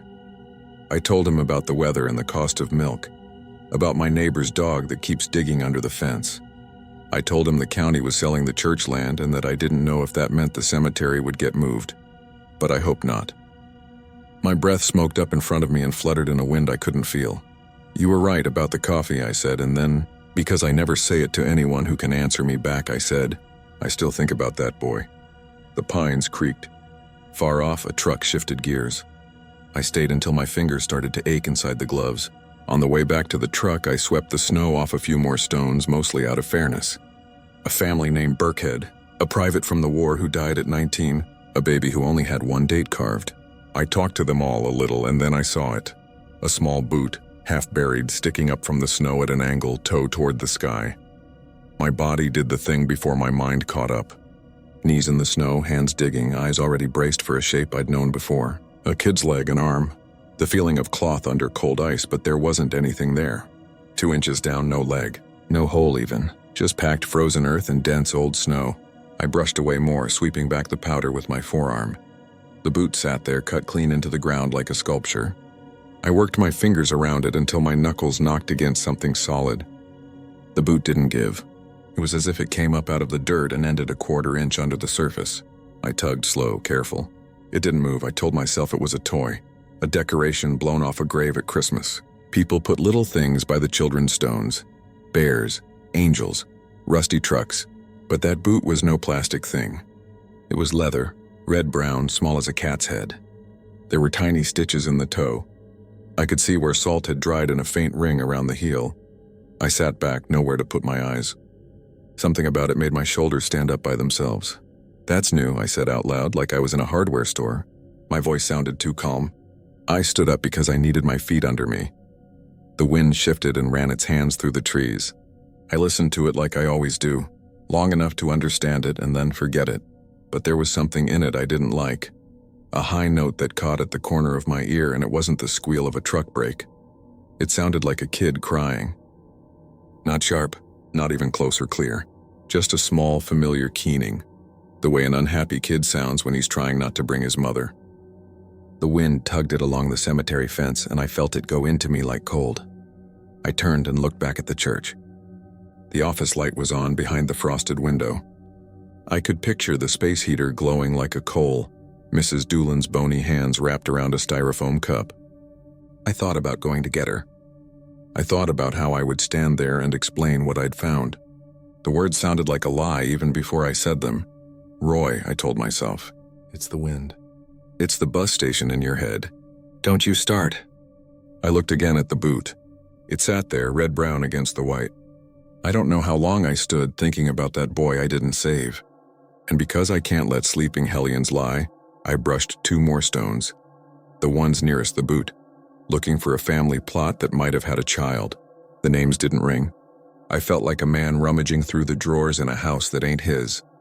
The wind let go of the crying sound and shifted back to its old moan. I told myself I'd come back with a spade in March when the ground would give, and see what in the world someone had buried there. When I reached my truck, the first thing I noticed was the wet fog on the inside of the windshield. I'd been gone 15-20 minutes and the truck was dead quiet, but a gray bloom of breath had spread from the center of the glass, dripping thin runs down to the dash. It looked like someone had been sitting in the driver's seat with their face an inch from the window. breathing slow. I stopped dead. The key was in my pocket. The doors had been locked. I'm good about that. The handle rattled when I tried it locked. I waited, not sure from what for what. There are moments like that even at my age, when you're waiting for the world to pick a side. I stood there in the falling snow, the broom in my right hand, the thermos in my left, and tried to make the facts behave. Locked door, breath on the inside glass. No breath now that I was looking. No one in the cab. No tracks in the snow. My own footprints circling the truck. The cold pressing into my teeth, then I saw the marks. 4 small handprints. Not full hands, just the half-crescents of fingers splayed against the inside of the windshield. Left of center, at a height no taller than my belt. The palm shapes were a fogged smear, like someone had leaned with their weight and slid. The prints were clear for 3 inches and then faded into the glass. I forgot to breathe long enough that when I started again, it felt like I'd been punched. I don't know how long I stared. The old habit kicked in, approach the problem. Check the latch, observe, decide. I set the broom down, wiped my gloves against my jeans, and unlocked the door. The smell inside hit me first. Not a bad smell, more like damp wool and old pennies, not mine. I leaned across the bench seat and touched 2 fingers to the prints. Cold wetness came away on my glove tips. I shut the door again and stood in the snow and looked at the church and the pines and the road. I half expected to see a kid running. Small boots punching through the drifts, puffs of breath trailing like cartoon thought bubbles. There was no one, just the pines nodding on their old hinges and the snow like static. I took a slow breath and told myself 2 things at once. It's in your head. And it isn't. I drove a lot of hard calls with 2 things in my head at once, and you learn to steer between them like a farmer between ruts. I climbed into the truck, wiped the inside of the windshield with a rag I keep rolled up under the seat, and forced my hands to be steady on the wheel. I let the engine run and the heat clear the glass. I watched the handprints fade as the defroster did its work. The wet ovals thinned, then smudged, then became nothing but 4 pale arcs, then nothing. I sat there until I could see my face in the glass and not much else. If this were a story on the internet, told by someone with a better grip on their memory than mine, maybe it would have ended there. A boot that isn't a boot. Handprints that no longer exist. But my life's not a story, and your life isn't either. And the thing about life is it doesn't like to stop right where it will leave you alone. I figured I'd check on the church before I left. The wind pushed me sideways as I walked, the snow stinging my cheeks. When I pushed the office door open, the bell tied to the top clanged and hit the wood twice. The little room smelled like dust and hot plastic from the space heater. On the desk sat a ledger and a cracked picture frame with a photo of a much younger Mrs. Doolin, and a man I guessed was Sean, both of them with wet eyes and church grins. "You're back quicker than I expected," she said, turning from the file cabinet. Up close you could see lines around her mouth that were more like pencil scratches than wrinkles. "How's the Reverend?" "Still quiet," I said. "You ever seen something out there, a toy boot stuck in the ground?" She frowned at me. "A toy boot? Like from a doll?" "Real boot," I said. My voice didn't like the story any more than my eyes had. Small. Like a child's. Couldn't dig it up. She tilted her head, imagining a thing where there wasn't one. "Haven't seen it," she said, "but I don't walk all the rows when it's like this. I pick my battles this time of year." "Did you trip over it?" "No," I said, her eyes softened. "You look like you've had a fright, Roy. You want to sit a minute? I got coffee that tastes like someone washed a boot in it. But it's hot. I'm all right," I told her. "Just cold. Wind's got a sound to it today. The only sound the wind's got is what you bring to it." She said it like a thing she'd had to tell herself a few times. "If you need anything, you knock. I'll be here until 3. "Thank you," I said. I left and stood under the little overhang and watched the snow for another minute, because I couldn't bring myself to go back to the boot without pretending to decide to. The highway hummed out there somewhere. The wind keyed the pines into that note again, almost like a child's voice leaning through a doorframe and whispering a secret. On the way back through the cemetery, I cut wide around where the boot had been. I didn't want to see it again. I didn't want to not see it. I picked a dumb fight with myself about which choice was the brave one. In the end, I walked straight to it like a man stepping onto a dentist's porch. The boot was still there. The snow had drifted around it and made a little hollow. My own knee prints from before were already going soft at the edges. I stood over it with my hat off, for no good reason I can explain beyond respect. I stared down at that small leather toe in the crusted ring of salt. The wind came hard then, the way it can, a freight train from a place without fences. It shoved the trees until they answered with a long, low sound. Under it, a thin string of a voice came like floss pulling through a tooth. "Help me." It wasn't a scream. It wasn't loud or long. It was a small, dry plea like someone speaking into a well. I have heard men shout it and women sob it.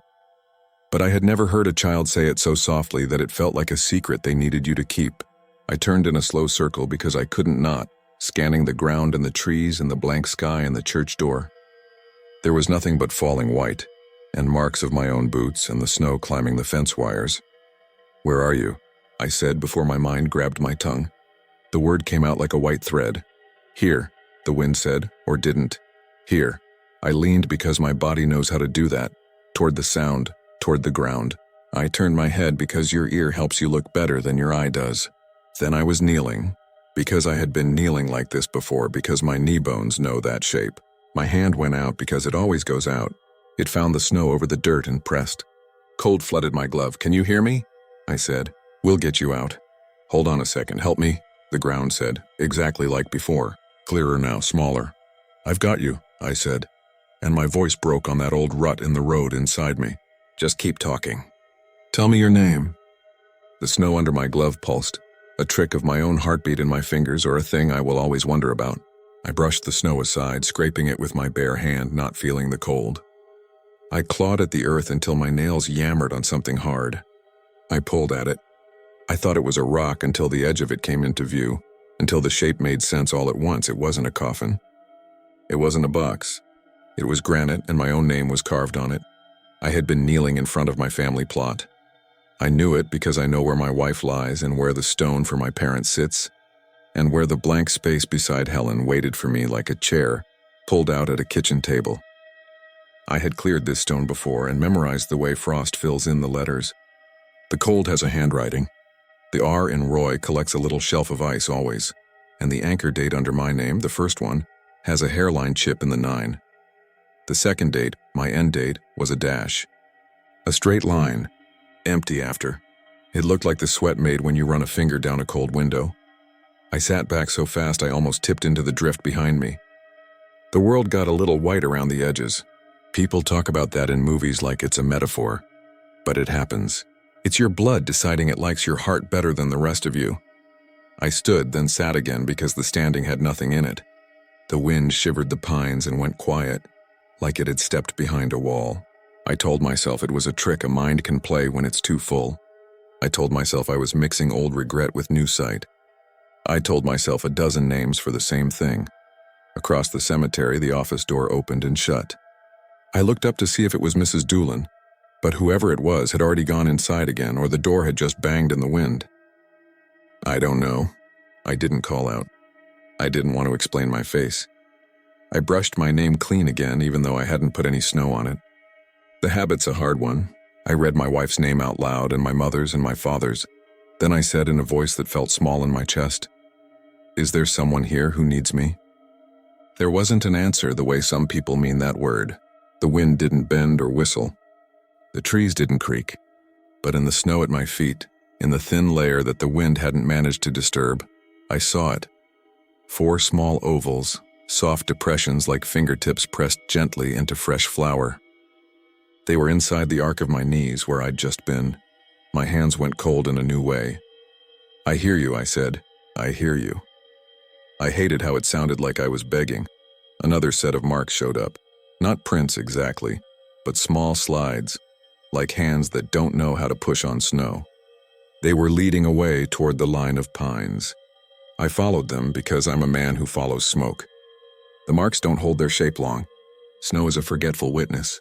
After a few steps, everything was unmarked again. Just the wind's handwriting and my own. I stopped there, in the space between the plots and the trees, my breath showing me that I was still doing it. I knew with the part of my head that still has a good compass that I was out of my depth. Not the bad kind, just the old kind. The kind that says you don't swim across the quarry in winter. I walked back to the truck. because I couldn't stand in that place much longer. And I told myself I would go home and set the kettle on and sit at the kitchen table until my hands stopped trying to turn into birds. I told myself I would come back another day with a better mind. I set the broom in the bed and reached for the driver's door, and that's when I heard it again. The voice was closer now, and lower, like it had learned my name. Help me. You think I ran to the office for Mrs. Doolin. You think I banged open the door and used the phone on the wall and brought out the shovels, and we both dug until our arms trembled. That would have been wise, the way a plan is wise when you speak it out loud in a warm room. I didn't do that. I turned and walked back into the cemetery, past the boot that wasn't a boot, past the stones I'd brushed clean, past the Burkheads and the 19-year-old private, past the baby's single date. I walked until I was standing again at my family plot looking down at my own name. The snow there was smooth, the white kind that turns to crystals if you breathe on it. I took off my glove and put my hand flat against the dash under my name. The stone stung. I leaned down until my ear almost touched the letters, and I listened, like I've listened at 1,000 doors. 1,000 walls help me, said the place where I was going to be. I hear you, I said, and the words ghosted back at me from the stone. I hear you, I dug then, with my numb hand, with my glove, with the useless broom bristles. I worked the snow off the plot and scraped at the rim of frozen dirt around the stone. I know it makes no sense to tell you that I thought there'd be a hatch, a seam I hadn't noticed all these years. I was acting out a thing the way a person acts out putting their body between a wheel and a child, not because it works, but because it's the only movement you have. I became aware of the sound of a door again, the office, the church. I couldn't tell. A shape moved in the edge of my eye and I turned my head too fast. The world swung and corrected itself. It was only the wind checking the bell tied over the office door, giving it a small irritated ring, the sound a finger makes on a glass. Roy, someone called. You all right out there? Fine, I said. My voice didn't reach the door. It fell in the snow at my feet like a coat.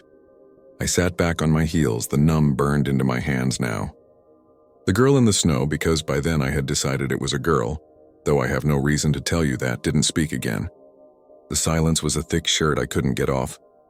I had the sudden sense that the office window was a second face watching me, the way a full sink can feel like someone looking. I stood. I brushed my coat and my knees because some motions help even if you're not sure what. I went back to the truck, opened the door, slid in and started the engine. I sat there with my hands on the wheel and my eyes on the rearview mirror, which showed me nothing but the gray back window and the snow melting in slow tears down the glass. My breath fogged a little and disappeared. The handprints didn't come back.